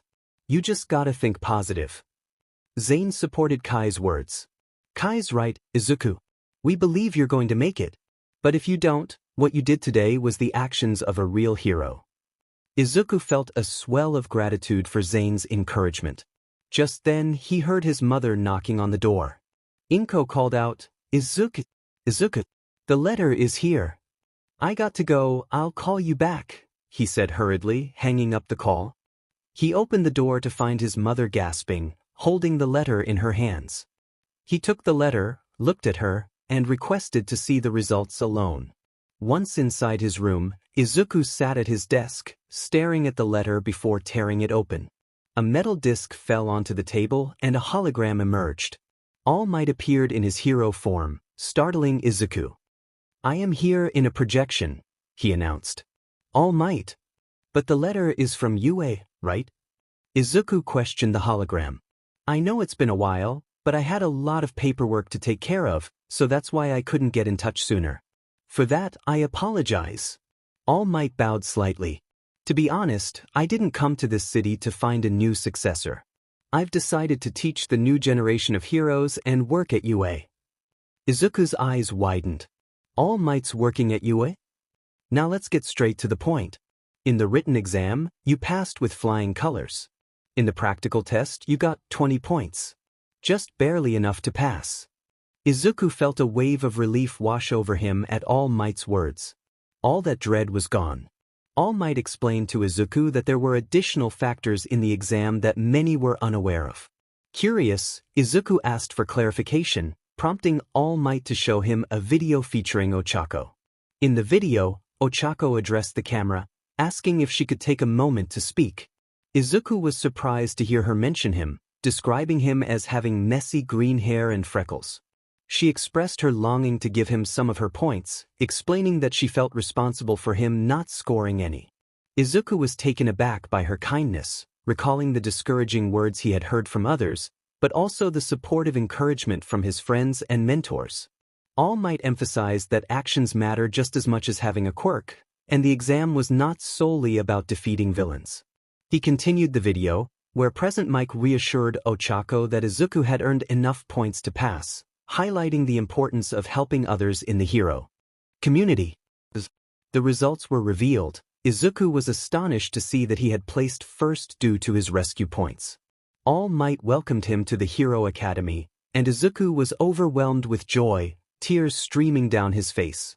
Feeling elated, he remembered cherished moments from his childhood with his father. When he left his room, he found his mother, Inko, pacing in the hallway. Upon seeing him, she embraced him tightly, emotional over his achievement. They discussed celebrating, but Izuku wanted to change first and decided to message his friends. At the bounty, his friends were anxious about his results until they received a call from Izuku. After speaking with him, Kai shared the good news, and the group erupted in cheers. Mr. Wu observed the celebration, feeling proud of the bond between his students and remembering his late friend, Hisashi, with a smile. Izuku wiped his tears and took a deep breath, ready to embark on his journey to become a hero. He gazed out the window at the starry night, feeling hopeful about the future. Sensei Wu previously recounted the events in Izuku and the Ninja. Ochako introduced herself, saying, "Yeah, that's it. Wait a minute, how rude of me, allow me to introduce myself, my name is Ochako Uraraka." Izuku, smiling shyly, replied, "And my name's Izuku Midorya." Ochako then asked, "Izuku? Isn't it Deku?" Izuku's eyes widened in surprise. Deku? Ochako explained, "It's just that I heard that guy with the blonde hair yelling at you and calling you Deku. So I figured that was your name." Izuku clarified, "Oh, it's not. That guy who said that uses the name Deku as an insult to me. It means useless, weak, or helpless." He looked toward the front door, feeling a bit downcast. Ochako's expression softened. "Oh, I'm sorry. I didn't know. You see, I thought it was your name because where I come from, the word Deku means, you can do it. Izuku was taken aback. For the first time, someone viewed the name in a positive light. It's okay. If you want, you can call me Deku, he said, a small smile forming on his face, a hint of pink coloring his cheeks. Really? Ochako asked, and when Izuku nodded, she grinned. Okay then, we better hurry up and get in. Wish you luck. Thanks. I wish you the same, Uraraka, he replied, returning her smile as they walked together. Present Mike announced, in each of these battle centers, there will be 3 different types of fake villains, each with points based on their difficulty level. You, the examinees, will use your quirks to earn points by defeating the fake villains in battle. The only rule is to not attack the other examinees. Tenya interjected, on this sheet here, it says that there are actually 4 types of fake villains. If this is a mistake, then the most reputable school in Japan should be ashamed. We are students who came here today to become exemplary heroes. And as for you with the unkempt green hair, he pointed at Izuku, who was taken aback, I've been hearing you muttering the whole time. If you're not taking this seriously, then I recommend you leave. You shouldn't be here. Izuku felt a surge of discomfort at Tenya's words. He had always been the quiet type, but after years of silence, he decided to speak up. I'm sorry. Are you seriously saying that I'm not taking this seriously? Because first off, I'm sorry for the person sitting about 2 chairs from me. I'm sorry if you're someone who cares about making a big deal out of the slightest little things. Second off, are you really saying I'm not taking this seriously when you interrupted Present Mike before he could finish explaining the rules? Now answer me this. Who's not taking this seriously here? Who was the one that interrupted Present Mike's instructions? You or me? He locked eyes with Tenya, who looked both shocked and appalled. Bakugo watched in silence, astonished by Izuku's response. Izuku had never spoken up like that before. Suddenly, the ground shook. Izuku opened his eyes and ran toward a robot. It attacked, but he dodged and punched it in the face, causing it to short-circuit and shut down. Looking at his right arm, he noticed red lines forming. He realized One for All was finally taking effect. Over the planks, he instructed himself as he jumped onto the first 2-pointer, kicking it to advance toward another. Dodge the swords, he added, kicking the next one down before front-flipping over a 3-pointer. Here comes the dummy. He lunged toward Aoyama, who began to spin. As he spun, time seemed to slow. His eyes glowed brightly, and green particles surrounded him. He felt himself enveloped in a light green tornado. Izuku had learned Spinjitsu. He continued running until he spotted 3 robots. One was a 3-pointer, while the other 2 were a 1-pointer and a 2-pointer. Izuku charged at the 2-pointer, ripping off its right leg and using it to pierce the other before throwing it at the 3-pointer, destroying it. For the 1-pointer, he took a deep breath, jumped, and shouted, "Ninja go!" Using Spinjitsu, he climbed up the robot's right arm and finished it off with a powerful punch, causing it to collapse. He then dashed away from the wreckage in search of more robots. Toshinori remarked, "Well, there's no way to really know yet. The real test starts now," as he opened a box containing a red button and pressed it. Back with Izuku, breathing with a damaged 3-pointer behind him, he noted, "That makes it 20 points. I better get some more before time runs out." Before he could run for more points, the entire fake city began to shake. The students gasped as something large approached, causing windows to crack and the ground to tremble. Izuku turned to see a massive robot looming over them, menacingly crushing buildings in its path. He spotted Ochako trapped in the rubble, and to his dismay, no one was helping her. "Uraraka," he murmured, feeling a surge of anger as the noise around him faded. She was pleading for help, yet everyone else was fleeing.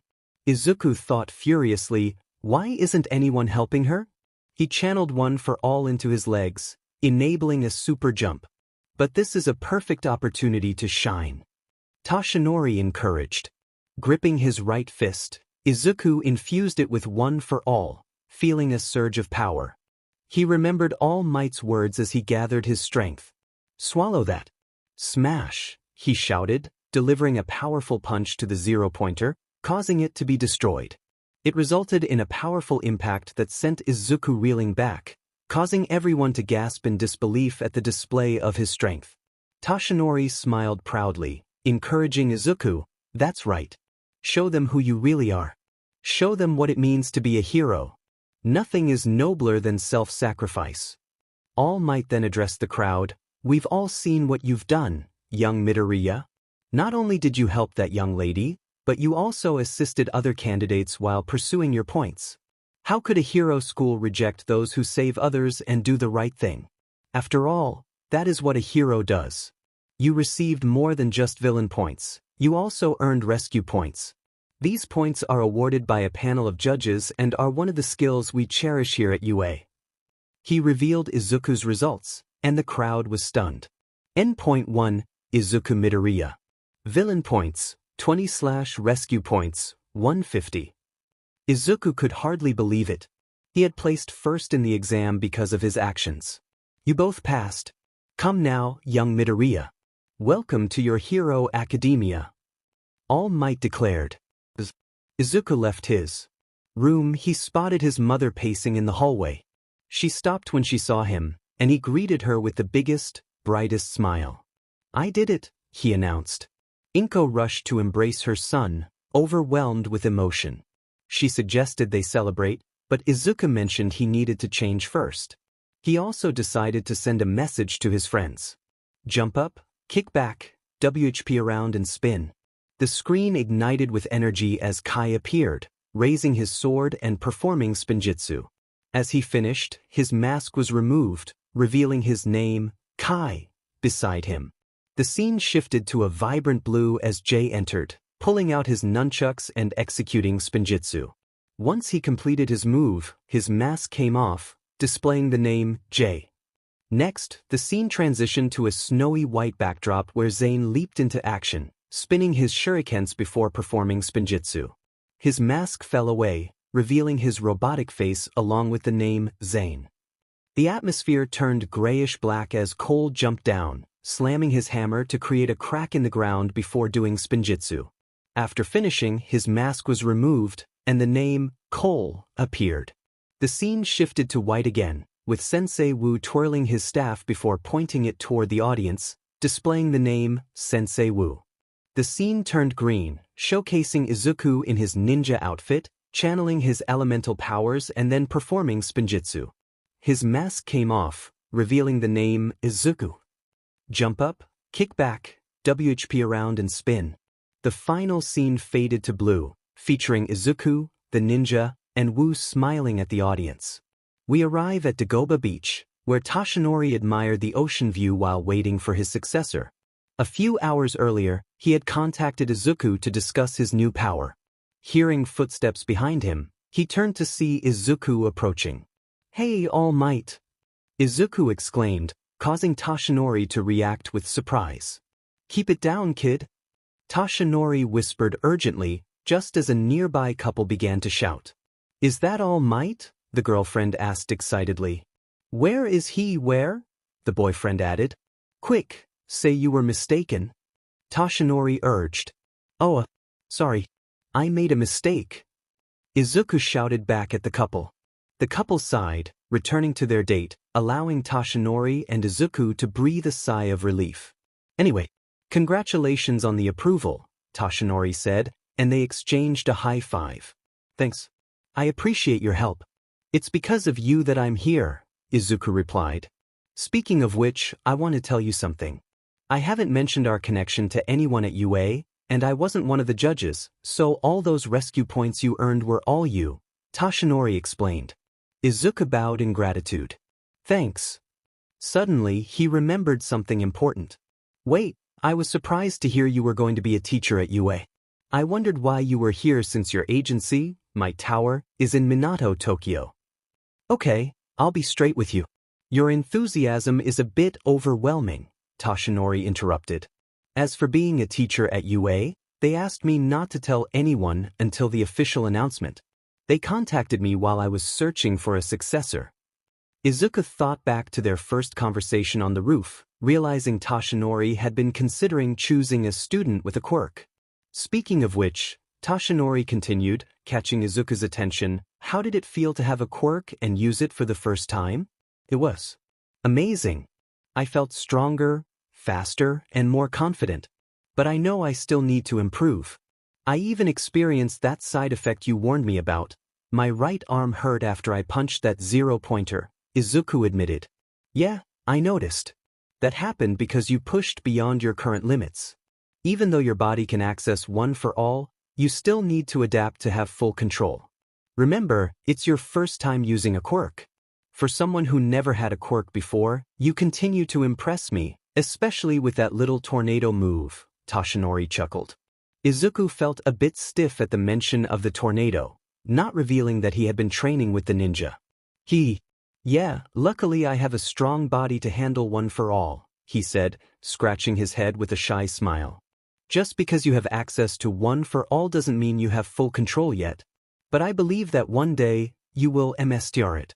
The more you train, the more you'll be able to move it freely, Toshinori encouraged, transforming into his buff form. Like this. Suddenly, a couple from earlier reappeared, exclaiming, "Look, it's All Might." Really? Where did he come from? They exclaimed. We run. Toshinori declared, taking off. Yes, sir. Izuku replied, sprinting after his mentor. As they ran, Toshinori glanced back at Izuku, thinking, the power I've passed to you is small but strong enough to use. Over time, you will unlock a potential that will surpass my own. The more powerful you become, the more you'll shine. Eventually, I'll retire. After successfully escaping the couple, Izuku bid farewell to Toshinori, claiming he would head home. In reality, he was on his way to meet his friends at the bounty. Putting on a mask, he scanned the area and climbed over some fences, arriving at the abandoned seaport. Hey guys. I came as fast as what the?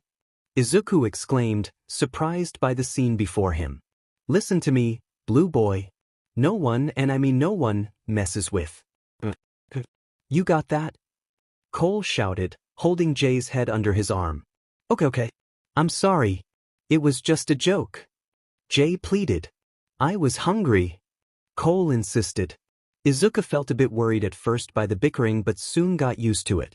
Cole gets very serious when it comes to his cake, Zane remarked with a chuckle. Guys, Izuku has arrived, Jay announced, waving at the green-haired boy. Cole released Jay and pointed at him, playfully punching his fists together, causing Jay to gulp nervously. Izuku approached them, curious. So, why'd you guys call? Zane smiled. We wanted to congratulate you on passing the exam. Yeah man. I knew you could do it, you were a real hero, Jay added enthusiastically. Izuku scratched the back of his head, modestly replying, It was nothing, I just did what anyone would do.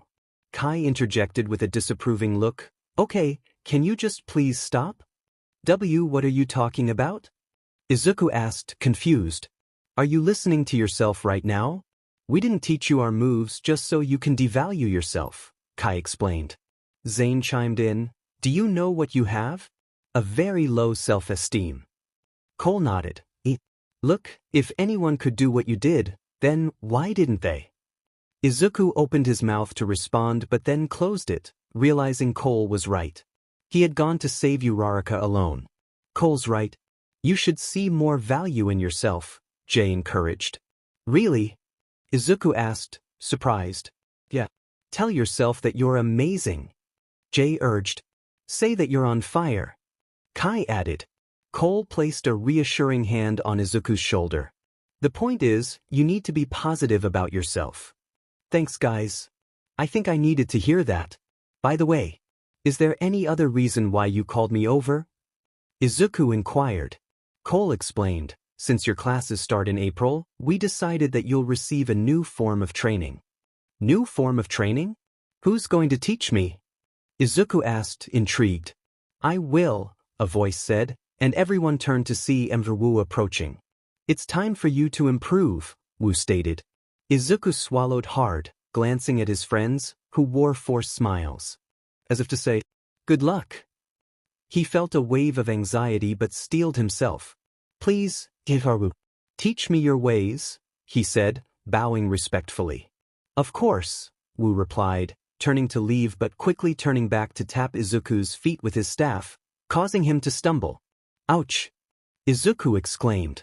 Your training will begin tomorrow. I'll be waiting, Wu said as he walked away. Oh. Look on the bright side, Izuku. Wu will be training you, Zane reassured him. The dark side? Izuku asked, feeling apprehensive. Wu will be training you, Jay reiterated, and Izuku swallowed hard again, mentally preparing for the next day. On April 1st, Izuku was at home, putting on his shoes while his mother, Inko, stood behind him. Do you have your stuff? She asked. Yes, Izuku replied. Are you sure? She pressed. Yeah, I'm sure. All right, I have to go, he said, ready to leave. Inko called out to him one last time, Izuku. Yeah, he responded. I just wanted to tell you that. You look great, and I'm so proud of you, she said, her eyes glistening with tears. Izuku smiled and quickly hugged his mother. Thanks, I'll see you later. I'll see you later, my little hero, she said with a warm smile. At UA High School, Izuku ran through the halls, searching for his classroom, Class 1A. Geez, this place is huge. Wait a second. Ah, there it is, he exclaimed, finally spotting the door. As he approached, he noticed the door was enormous, making him pause. He gripped his backpack tightly and took a deep breath. Okay, relax, Izuku. You've come this far and earned it. Behind this door are the most promising students who passed the exam. I just hope I'm not in the same classroom as. He pictured Bakugo and Ida in his mind. I pray to the first Spinjitsu, he whispered. Wasting no more time, he opened the door. Don't put your feet on that desk, a voice shouted. What? Another voice replied. How dare you put your feet on your desk? This is school property, and it's the first day. Come on for eyes. Why does it matter? Izuku sighed, realizing he had jinxed himself as he saw Bakugo and Ida in the classroom. Let's start over, shall we? My name is Tenya Ida, from Sumai Academy. Ida introduced himself. Sumaiha? Then you must be elite. I'm going to have fun crushing you, Bakugo said with a mischievous grin. Ida was taken aback. See, crush me? Are you truly here to become a hero? Their bickering paused when Ida noticed Izuku. It's him. Everyone turned to look at Izuku. Oh, I remember you. Bonjour, mon ami. Yuga greeted, waving. Izuku felt the attention on him and nervously said, Gee, good morning. Good morning. My name is, Ida began. Tenya Ida from Sumai Academy. I heard, I'm Izuku Midorya, Izuku interjected. Izuku Midorya. First, I'd like to apologize for the day of the exam. You were right, I shouldn't make rash guesses, Ida said, bowing slightly. Hey, we all make mistakes. I think we started on the wrong foot the other day, so let's just start over, Izuku suggested. Just as I thought. You are in fact better than me. Ida admitted. Come again? Izuku asked, surprised. In the practical exam, you discovered its true meaning, correct? Ida explained. Wait, what? Izuku replied, confused. It seems that I've misjudged you. When I saw you save that girl, I understood that I judged you too soon. You are truly better than me, Ida concluded. Sorry, but I didn't, Izuku started to say when suddenly, Deku, it's you. I knew you'd be here, a voice exclaimed. Izuku turned around to find Uraraka, the brown-haired girl from the exam, wrapping her arms around him. Uraraka. She's hugging me. Oh God. Calm down, calm down, calm down, he thought, feeling flustered. You made it through, just like Present Mike said. Uraraka said excitedly. Izuku was momentarily distracted by her presence, thinking, holy see, she looks really cute in that uniform. Wait, no, bad Izuku. I'm glad we're in the same class. I hope we can get along better from now on. Uraraka continued. Why, same, Izuku stammered, blushing as everyone watched their interaction. Meanwhile, Bakugo glared, clearly irritated that Izuku, of all people, had made it into UA. In a flashback, Izuku and Bakugo were in the principal's office, where the principal exclaimed, I can't believe that we not only have one, but 2 students from our school accepted at UA, and it's Midoriya for that matter. It's a miracle. Izuku felt happy, but Bakugo was visibly upset. That day, Izuku noticed his classmates looking at him strangely, but he chose to ignore them. Before Izuku could head to the bounty to train with Nezorwu, he felt someone grab him by the collar and push him against the wall. To his surprise, it was Bakugo. "Alright, what kind of trick did you use? The only person who was supposed to go to UA from this school was ruined, and it's all your fault," Bakugo shouted. Izuku remained silent. "I warned you what would happen if you enrolled in UA. Now you're going to pay dearly," Bakugo continued, raising his fist as if to strike. But then he hesitated, gripping his hand tightly. "Listen here, I want to make this very clear. You are not my parent, nor my superior, and certainly not a god. I've met amazing people who believe in me. I have my chance to get into UA, and I'm not going to miss it. I don't care what you say or think anymore. Like it or not, you can't stop me, Bakugo," Izuku declared, his voice firm and his eyes shining with determination. He pushed Bakugo away and continued on his way, leaving Bakugo looking perplexed. Later, Ochako turned to Izuku, her curiosity piqued. "I wonder what our orientation will be like? What will our teacher be like? Are you nervous?" "A little bit," Izuku admitted with a nervous chuckle. Suddenly, a voice interrupted them. "If you came here to make friends, then get out." They turned around to see a man lying on the floor inside a sleeping bag. "This is the hero course, not a nursery," he said, rising to his feet. He had long, messy hair, a scruffy beard and tired eyes, dressed in a simple black outfit with a utility belt and a scarf. This was Shota Aizawa, also known as Eraserhead. "It took all of you 8 seconds to be quiet. I hope this doesn't happen again," Aizawa stated, his tone serious. Izuku thought to himself, "Is this guy a pro hero? He looks like he hasn't slept in weeks." "I'm your teacher, Shota Aizawa. A pleasure to meet you," he introduced himself. The class was taken aback. "I know it's sudden, but put this on and go to the courtyard," Aizawa instructed, pulling out a UA sports uniform before leaving without another word. In the teacher's room, Tashinori was reading a notebook titled, "Staff List." He reflected on how the UA system differed from other schools, noting that the first day might be unconventional. Back with Class 1A, they were shocked to hear Aizawa announce, "A Quirk assessment test? But what about orientation?" Ochako protested. "If you all want to be heroes, then you can't waste time with useless events," Aizawa replied, his words leaving the class stunned. "Here at UA, we're not bound by tradition. You've taken these tests most of your life already, but you've never used your quirks before." He showed them a list on his phone. "The country still thinks we are being equal by not allowing people with quirks to participate. That isn't rational at all. The Ministry of Education is outdated." He turned to Bakugo. "Bakugo, you placed second in the entrance exam. Was your best softball throw in junior high?"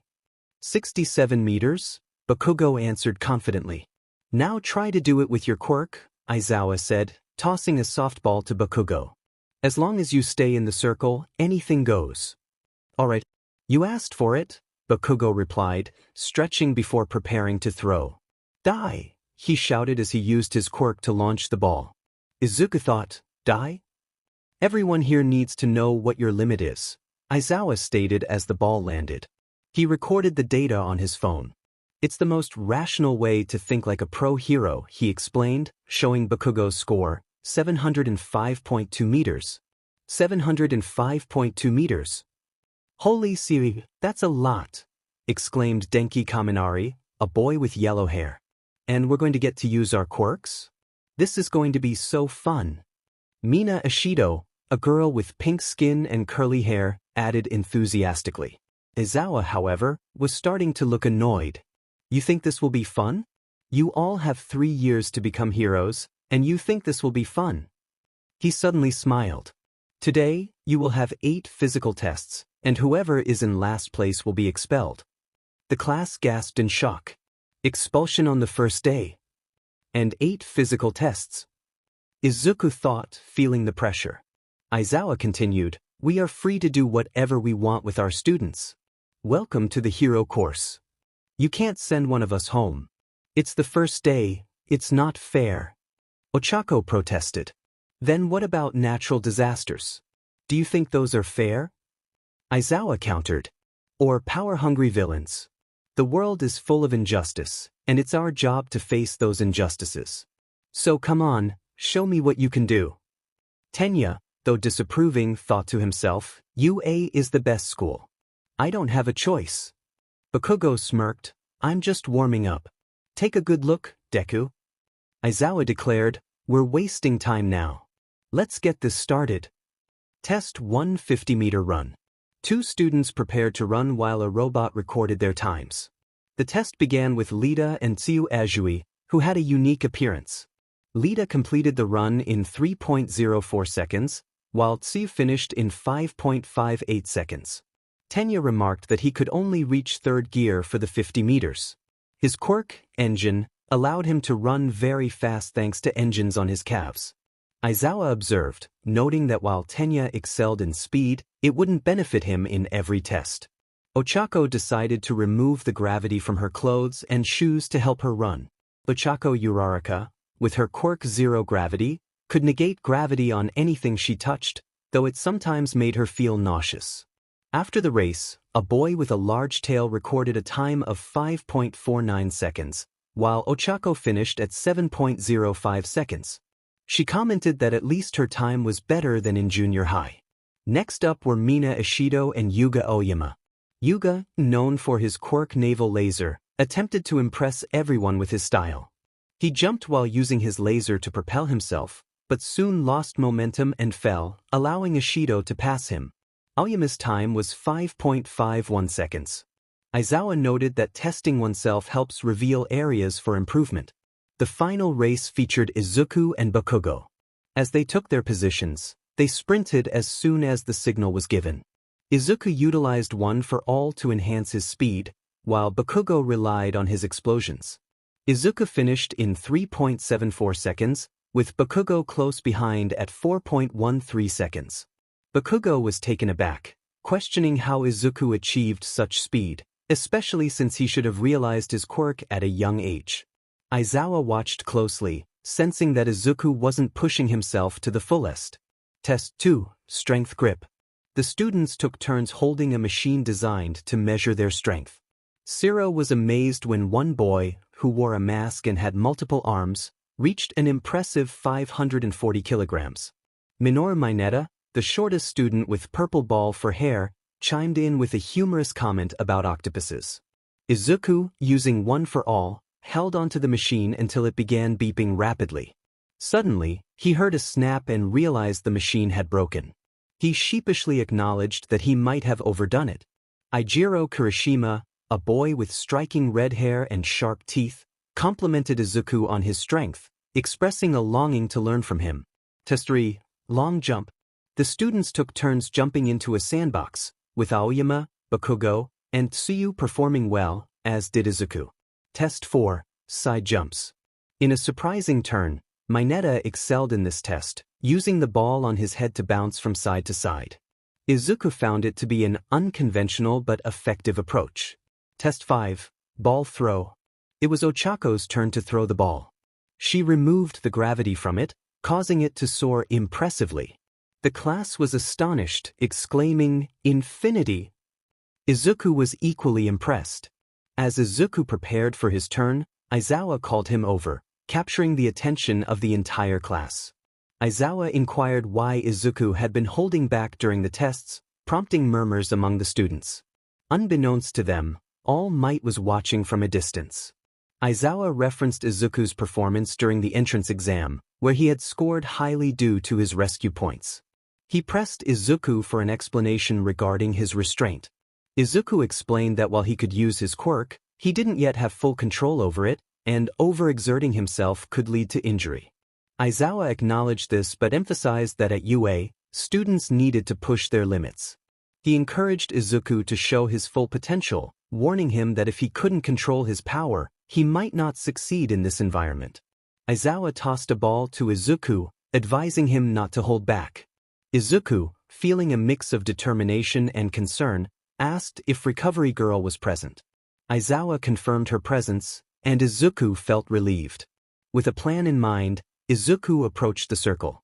He wanted to impress his teacher without risking injury. He accessed One for All, channeling the power into his right hand. With a determined shout, he used a technique to gain speed and momentum before throwing the ball with tremendous force. The wind from the throw caused everyone to shield their eyes. Once the wind settled, Aizawa checked the results on his phone, clearly satisfied. Izuku, eager for feedback, asked Aizawa if he was pleased with his performance, sporting a confident smirk. Aizawa couldn't help but smile at the boy's progress. Izuku's throw measured an astounding 1,050.25 meters. To be continued. Sensei Wu had previously congratulated Izuku on his approval, and they exchanged a high five. Izuku expressed his gratitude, acknowledging that it was thanks to Toshinori that he was even in this position. Toshinori revealed that he hadn't told anyone at UA about their connection and that he wasn't a judge, meaning all the rescue points Izuku earned were entirely his own. Curious, Toshinori asked Izuku how it felt to use his quirk for the first time.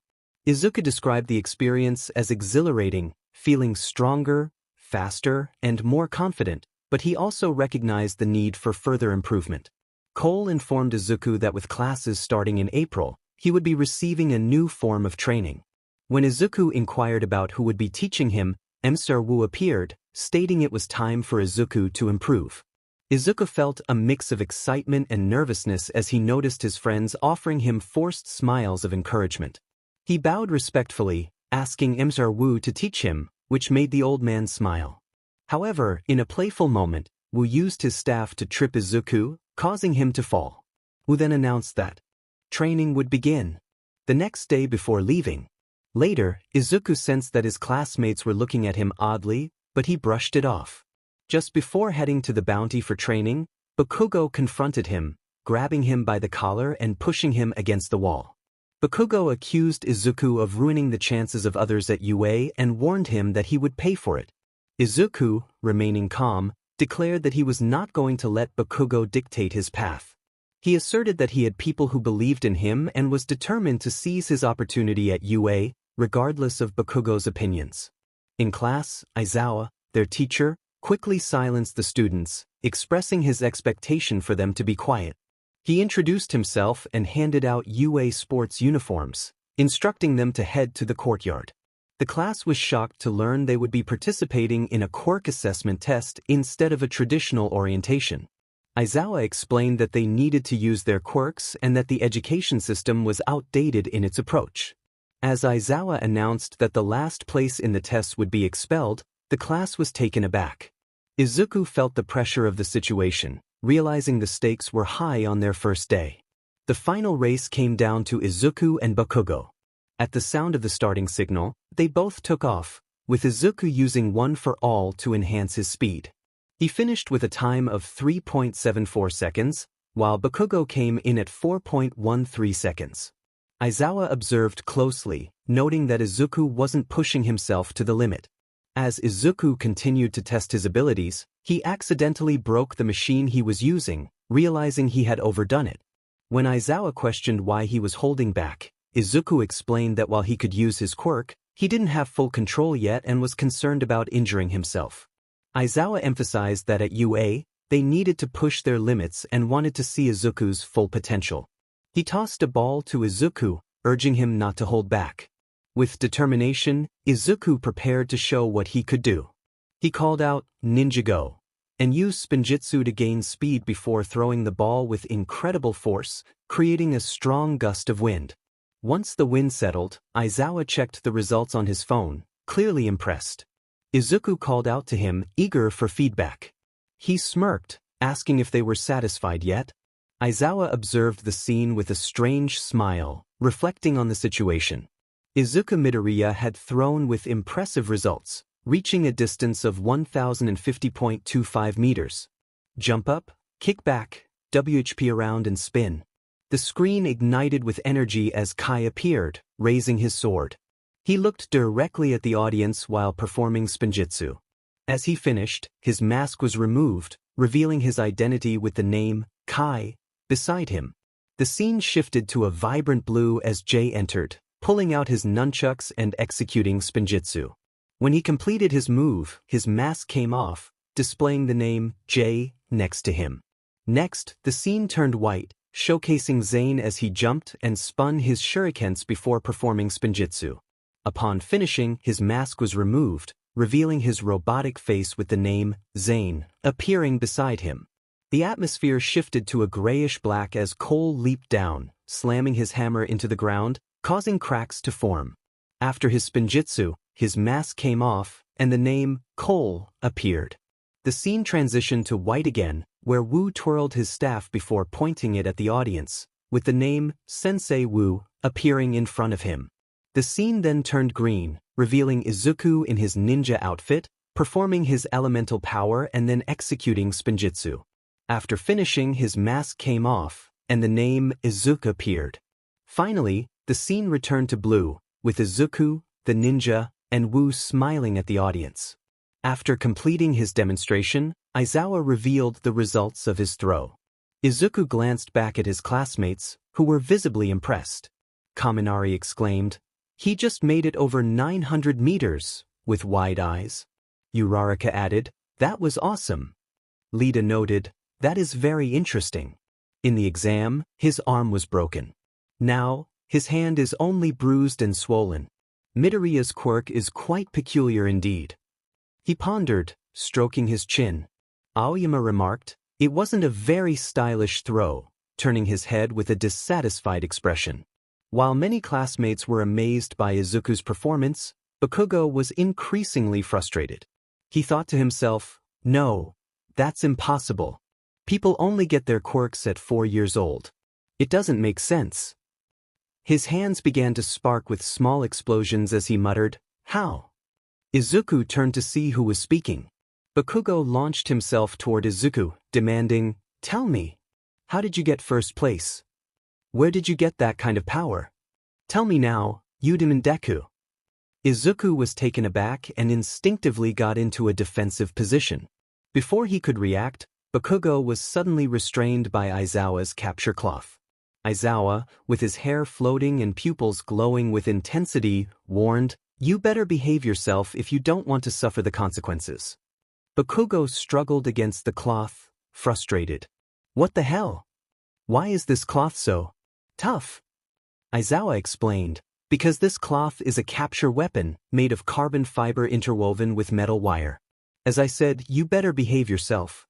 Now, stop acting like a child just because Midoriya scored higher than you." Despite his efforts, Bakugo couldn't break free, even using his quirk to no avail. Izuku noticed Aizawa's goggles and realized, "Mr. Aizawa, those goggles on your neck. You're the Eraser hero, Eraserhead, aren't you?" His classmates began discussing Eraserhead, some recognizing the underground hero while others did not. Aizawa replied, "You're observant enough to know. And you all better not force me to use my quirk all the time, my eyes get dry quickly." He then deactivated his quirk and released Bakugo. "We're wasting time. Midoriya, can your hand hold up until the end of the test?" Izuku nodded. "Good. After the results are shown, you can go to Recovery Girl." Izuku shot a stern glance at Bakugo before joining his classmates for the remaining tests. Bakugo, still fuming, glared at Izuku, who was now talking to Uraraka, who looked concerned about his hand. Bakugo thought, "Up until now, you were nothing. Just another obstacle in my way. I promise you this, Deku. I'm going to make sure you know your place in this world." The rest of the tests were relatively easy for Izuku, except for the long-distance race, where he lost to Lida due to his quirk and tied with a girl named Momo Yaoyorozu, who was riding a bicycle. Once all the tests were completed, Aizawa returned with the results. "All right, the total is the sum of the grades you received on each test. Instead of showing your results one at a time, I'll reveal them all at once." He clicked a button on his phone, projecting a blue hologram with the students' scores from highest to lowest. 1. Izuku Midorya. 2. Momo Yaoyorozu. 3. Shoto Todoroki. 4. Katsuki Bakugo. 5. Tenya Ida. 6. Fumikage Tokoyami. 7. Mizo Shoji. 8. Mashireo Ojiro. 9. Eijiro Kirishima. 10. Mina Ishido. 11. Ochako Uraraka. 12. Koji Koda. 13. Rikido Sato. 14. Tsuyu Azui. 15. Yuga Oyama. 16. Hantasiro. 17. Denki Kaminari. 18. Kyokujiro. 19. Toru Hagakure. 20. Minoru Mineta. Izuku couldn't help but smile, surprised by his first place ranking once again. Holy CRP! I got first place again. This has to be some sort of miracle. He paused his celebration to glance at the last place name. Although, I kind of feel bad for this Mineta person. Mineta exclaimed, I can't be. I'm getting kicked out on the first day? But I didn't even get a girl to like me yet. He fell to the ground, his eyes welling up with tears. Izuku thought, whoa, what the hell? How is he crying tears like that? Instead of trying to consult the boy, he decided it would be better to just walk away quietly. Aizawa then revealed, oh, and by the way, I lied about the expulsion. The students looked at him with deadpan expressions. It was all just a trick to get you to give your best on the tests. He then flashed an unsettling smile. Everyone exclaimed, what? Momo added, come to think of it, it should have been pretty obvious he was lying. Juro, Mineta, and Kaminari thought, you could have said that in the beginning. Siro turned to Kirishima and said, Din, that was intense, don't you think? Kirishima replied, whatever. I'll accept a challenge anytime. Aizawa concluded, with that, we're done here. There are curriculum handouts in the classroom. When you get back, check them out. He approached Izuku with a sheet of paper in hand. Midoriya, you can go to Recovery Girl. Tomorrow we will have another test, so be ready. We can't let you go home with your hand like this. Izuku took the paper and began walking to the nurse. As Aizawa was about to enter the building, he was confronted by a certain blonde hero. All Might exclaimed, Aizawa, you trickster. Aizawa greeted him, hello, All Might. You were watching the tests, weren't you? Did you have enough free time today? All Might responded, funny joke, but April Fool's was last week. I did my research. You expelled an entire first-year class last year. You cut off the ones you think have no potential. For someone like you, who went back on your own words, means you felt it too, right? Young Midoriya's potential. Aizawa replied, you seem to be very supportive of him, specifically. Don't you think it's too early for favoritism on your first day? All Might silently regretted his slip. Aizawa continued, although, regarding what you said, I do see some potential in the kid. But that potential can only take him so far in this world. I want to see how he improves. There are still many things he needs to learn before he graduates. He needs to stop holding back, otherwise, he'll never reach his full potential. With that, he left All Might alone. All Might thought, I'm starting to see why we don't get along very much. A few hours later, classes had ended for the first day at UA. Many students began to leave the front gates, discussing their experiences. However, Izuku walked home with a tired expression. He had visited Recovery Girl, who had taken care of his injured hand, but his stamina was depleted. As he walked, he felt a weight on his shoulder and turned to see Ida behind him. Hey, Ida, Izuku greeted. How's your hand? Ida asked. It's all right, thanks to Recovery Girl, Izuku replied, showing his bandaged hand. I see. Are you heading towards the station as well? Let me accompany you, Ida offered. Really? All right, if you insist, Izuku agreed. As they walked towards the station, Izuku glanced at his bandaged hand, thinking, I need to hurry and control one for all more. Ida remarked, Mr. Aizawa tricked us. I never thought a teacher would do that to his students. All that just to encourage us. Yeah, I was surprised too. But what matters now is that no one got expelled, and we should take Mr. Aizawa seriously from now on, Izuku responded. Yes, of course. You surprised me too, Midoriya, Ida said.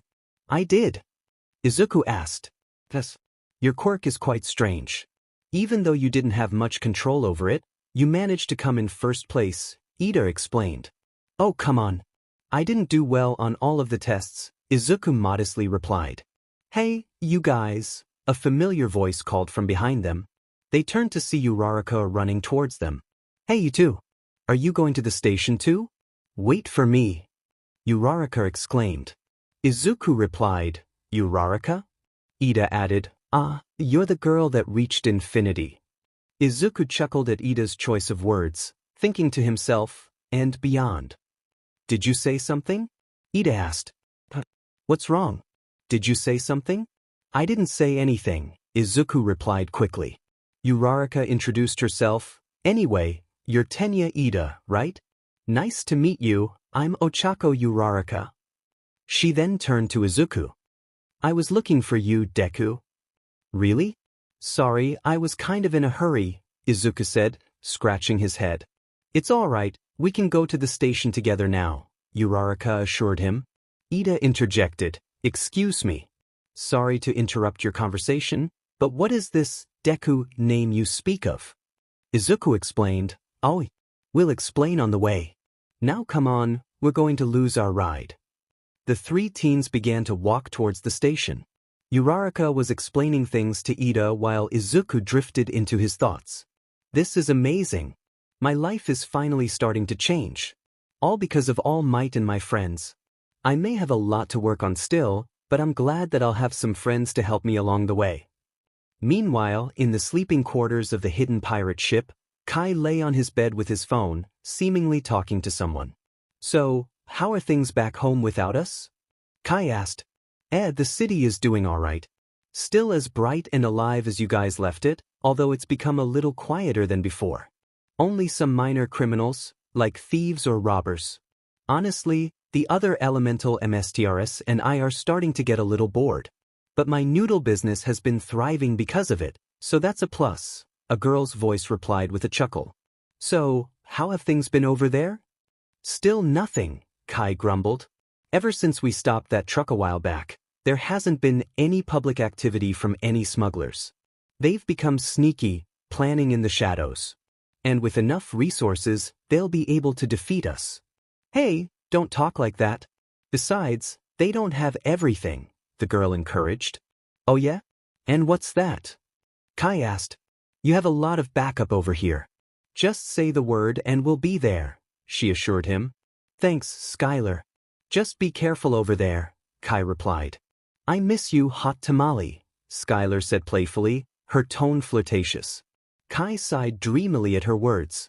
Yeah, miss you too, he replied. Oh really? Do you miss me, or do you just miss the noodles? Skylar teased, prompting a chuckle from Kai. I mean, I could go for a bowl, he joked. Skylar scoffed playfully. Oh really? Well then, I'm sure you can get yourself a bowl while you're over there. Whoa, let's not be too hasty. Your noodles are the only ones I'll ever eat, Kai said, causing Skylar to laugh heartily.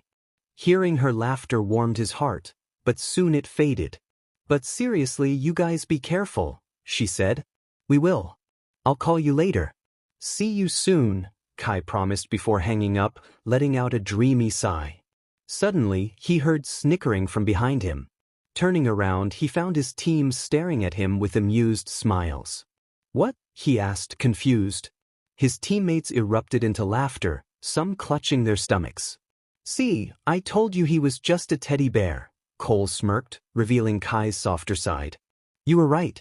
He's just a really big teddy bear. Jay added, falling to the ground in laughter. Hey, Zane, please tell me you can email Izuku about this?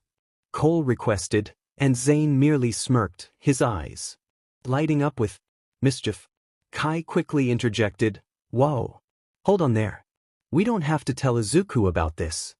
And why is that? You don't want Izuku to know that you're just a big softy? Jay teased. All right, look. If you don't send an email, I'll do the rest of your chores for the rest of the week. No, the rest of the month. Please. Kai pleaded. Jay considered this with a mischievous smile before saying, Nah, Zane do it. Zane's eyes lit up again, and in a panic, Kai pounced on him. No. Outside their sleeping quarters, Wu leaned against the wall, silently chuckling at his students' antics. The next day at UA High was going well for Izuku. He attended classes like everyone else, including English with present mic. While many found it boring, Izuku was content. Lunchtime brought him the joy of eating lunch rush's food, but soon, things took an exciting turn. Loud footsteps echoed outside the classroom, growing closer. All Might entered, clad in his hero costume. Welcome to the most important class here at UA. Here, you will all learn the basics of being a pro and how to fight in the name of heroism. Today's lesson is Combat Train, he announced, holding up a card that read, Combat. Kaminari exclaimed, I can't believe it's All Might. He really is here.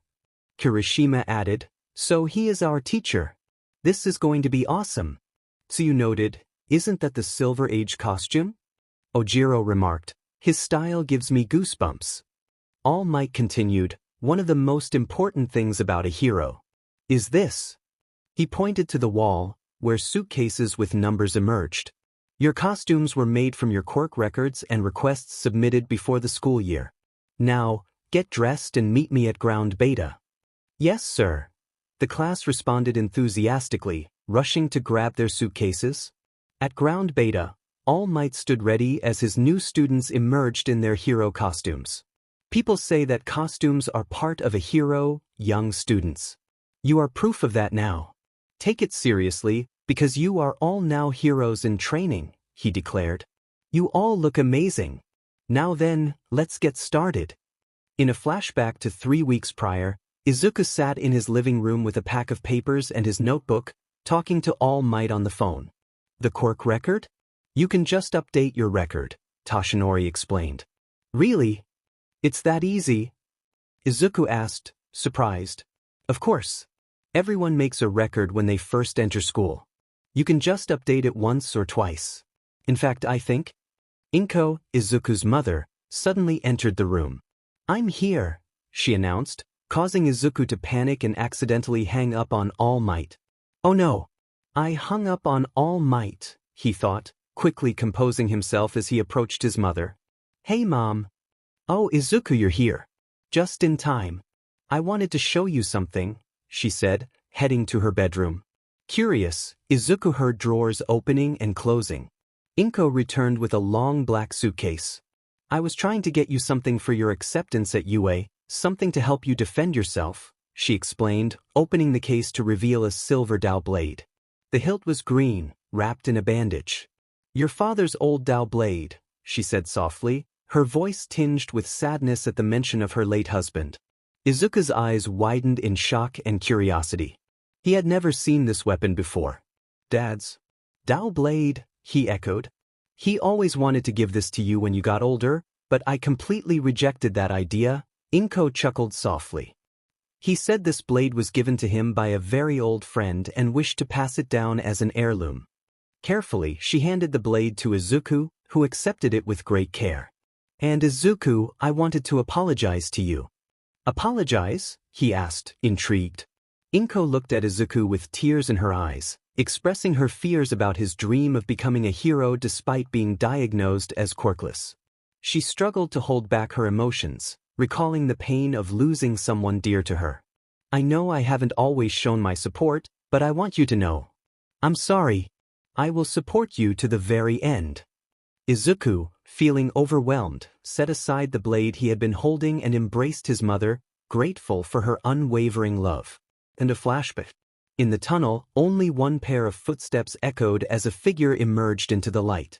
Dressed in green, with a blade case on their back and silver shoulder pads reflecting the sunlight, the person was revealed to be Izuku Midorya. Flashback. 3 weeks ago. On the Destiny's Bounty, the former pirate ship turned ninja headquarters, Izuku had arrived after receiving a call from Zane. Mr. Wu wanted to speak with him. Ah, Izuku, you're here, Zane greeted. Hey, I got your call. What did Mr. Wu want to talk about? Izuku asked. We do not know, he only wishes to speak to you. He's in his quarters downstairs, Zane replied. Izuku made his way downstairs, finding Mr. Wu meditating. Not wanting to interrupt, he tiptoed inside, but the creaking floor betrayed him, causing Wu to open his eyes. Oh, Izuku. There you are. Wu said, rising from the floor. My apologies. I didn't mean to interrupt your meditation. I can wait if you want, Izuku offered. It's all right, Izuku, Wu assured him. I wanted to talk to you because you remind me a lot of Lloyd. You both have faced troubled pasts, but with the right support, you managed to choose the path of good. Izuku smiled warmly, and Wu continued, that's why I wanted to give you this. He opened a cabinet to reveal a green ninja suit. Izuku's eyes widened in shock. No. It couldn't be. Is that? Yes, Lloyd's old ninja suit.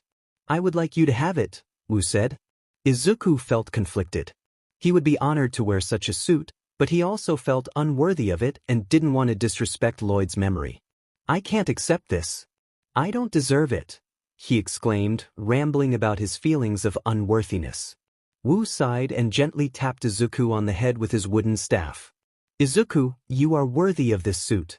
It takes honor, bravery, strength, and courage to be a hero. I don't know. Izuku hesitated. Please do it for Lloyd. Honor him, Wu urged. Meanwhile, the other ninjas waited just outside the door, ready to support Izuku's decision. And a flashback. Emerging from the tunnel, Izuku showcased his new hero costume. The green ninja-like suit featured a mask that left only his eyes visible, adorned with a shiny silver three-pronged emblem. The tunic had silver studs running along the chest and down to the knees, complemented by black gloves and a forest green belt with a silver buckle. This will be my costume. To honor Lloyd, Izuku thought. Hey Deku, Uraraka said, her eyes sparkling with admiration for his appearance. Izuku turned, blushing at her compliment. Oh, hey Uraraka. Your costume is so awesome. You look like a ninja, she exclaimed, her excitement evident. Thanks, Izuku replied, his face growing redder.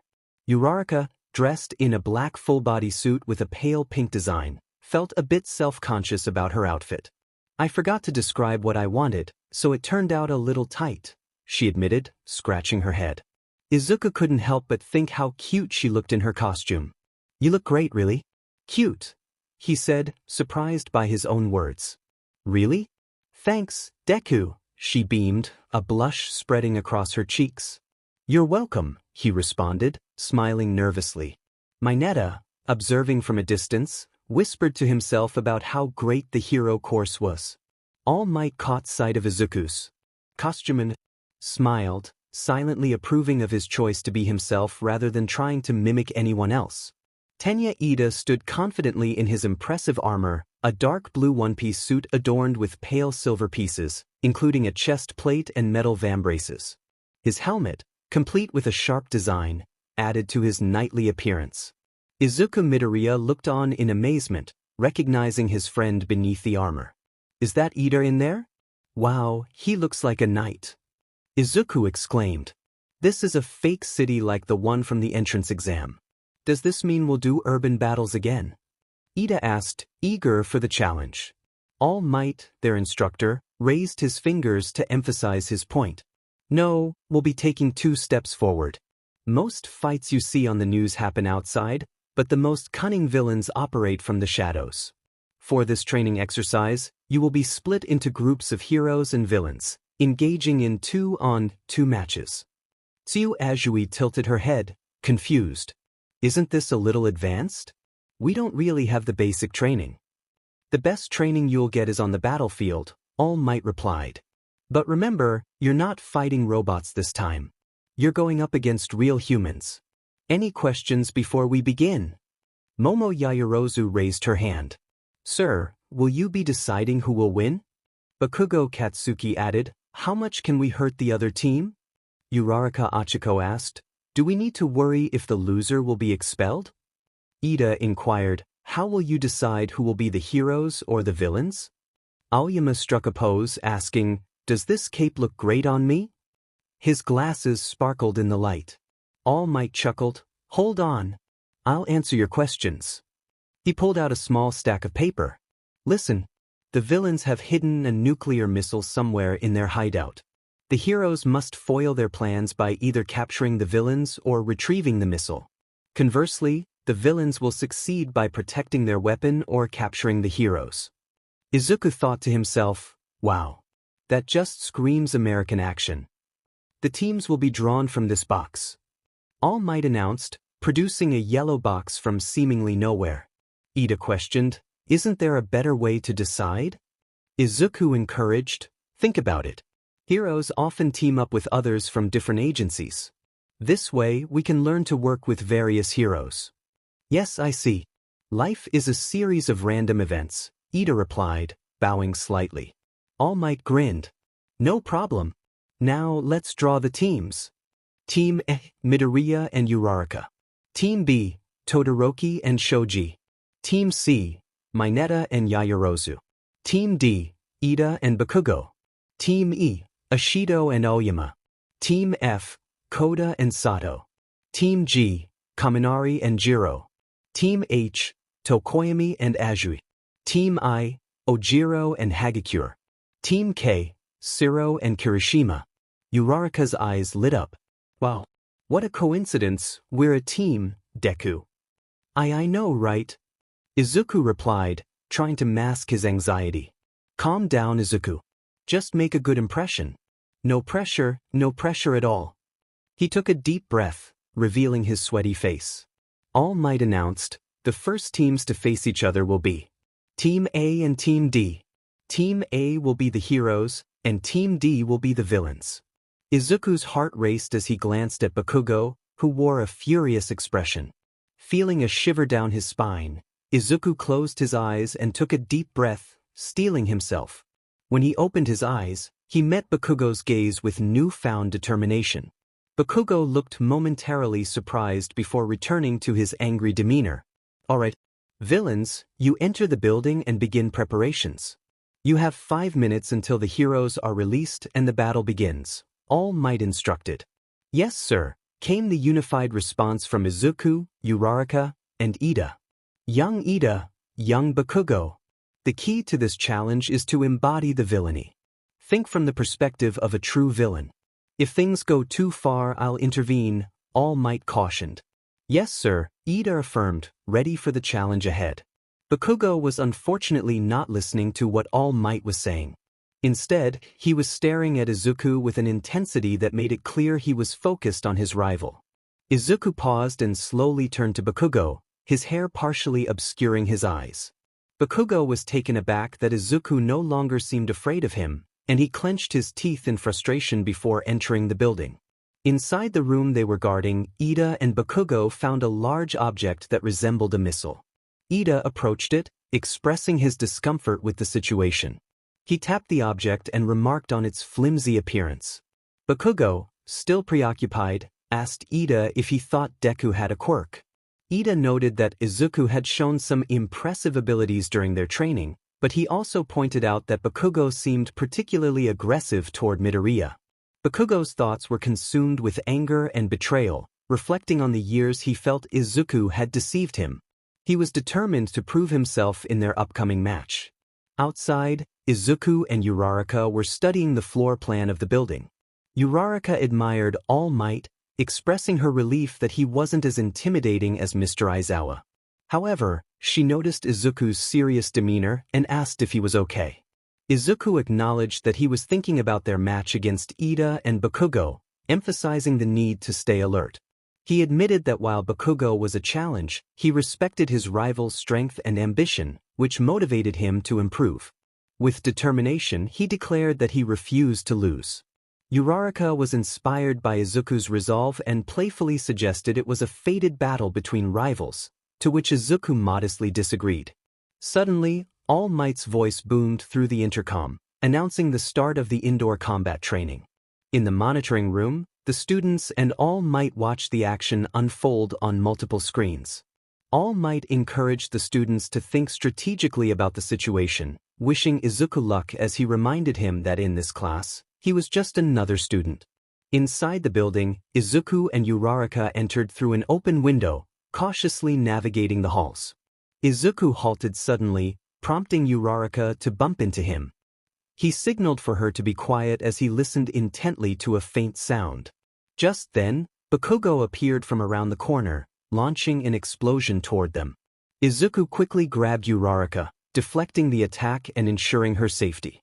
Bakugo taunted Izuku, questioning his courage to confront him. Izuku, anticipating Bakugo's aggressive approach, was ready for the challenge. In the monitoring room, the students reacted to Bakugo's sneak attack, with some expressing their disbelief at his tactics. All Might praised Bakugo's strategy, emphasizing the importance of playing the part of a villain. Back inside the building, Bakugo threatened Izuku, but Izuku surprised him by sliding under his attack and countering with a swift move that took Bakugo off guard. The other students in the monitoring room were amazed by Izuku's martial arts skills and strength. Izuku confronted Bakugo, revealing that he had studied his fighting style for years. He reminded Bakugo of the notebook he had burned, which contained notes about him. With newfound confidence, Izuku declared that he was no longer the same defenseless kid and that he was now ready to embrace his identity as a hero. He challenged Bakugo to come at him, ready for the fight. To be continued.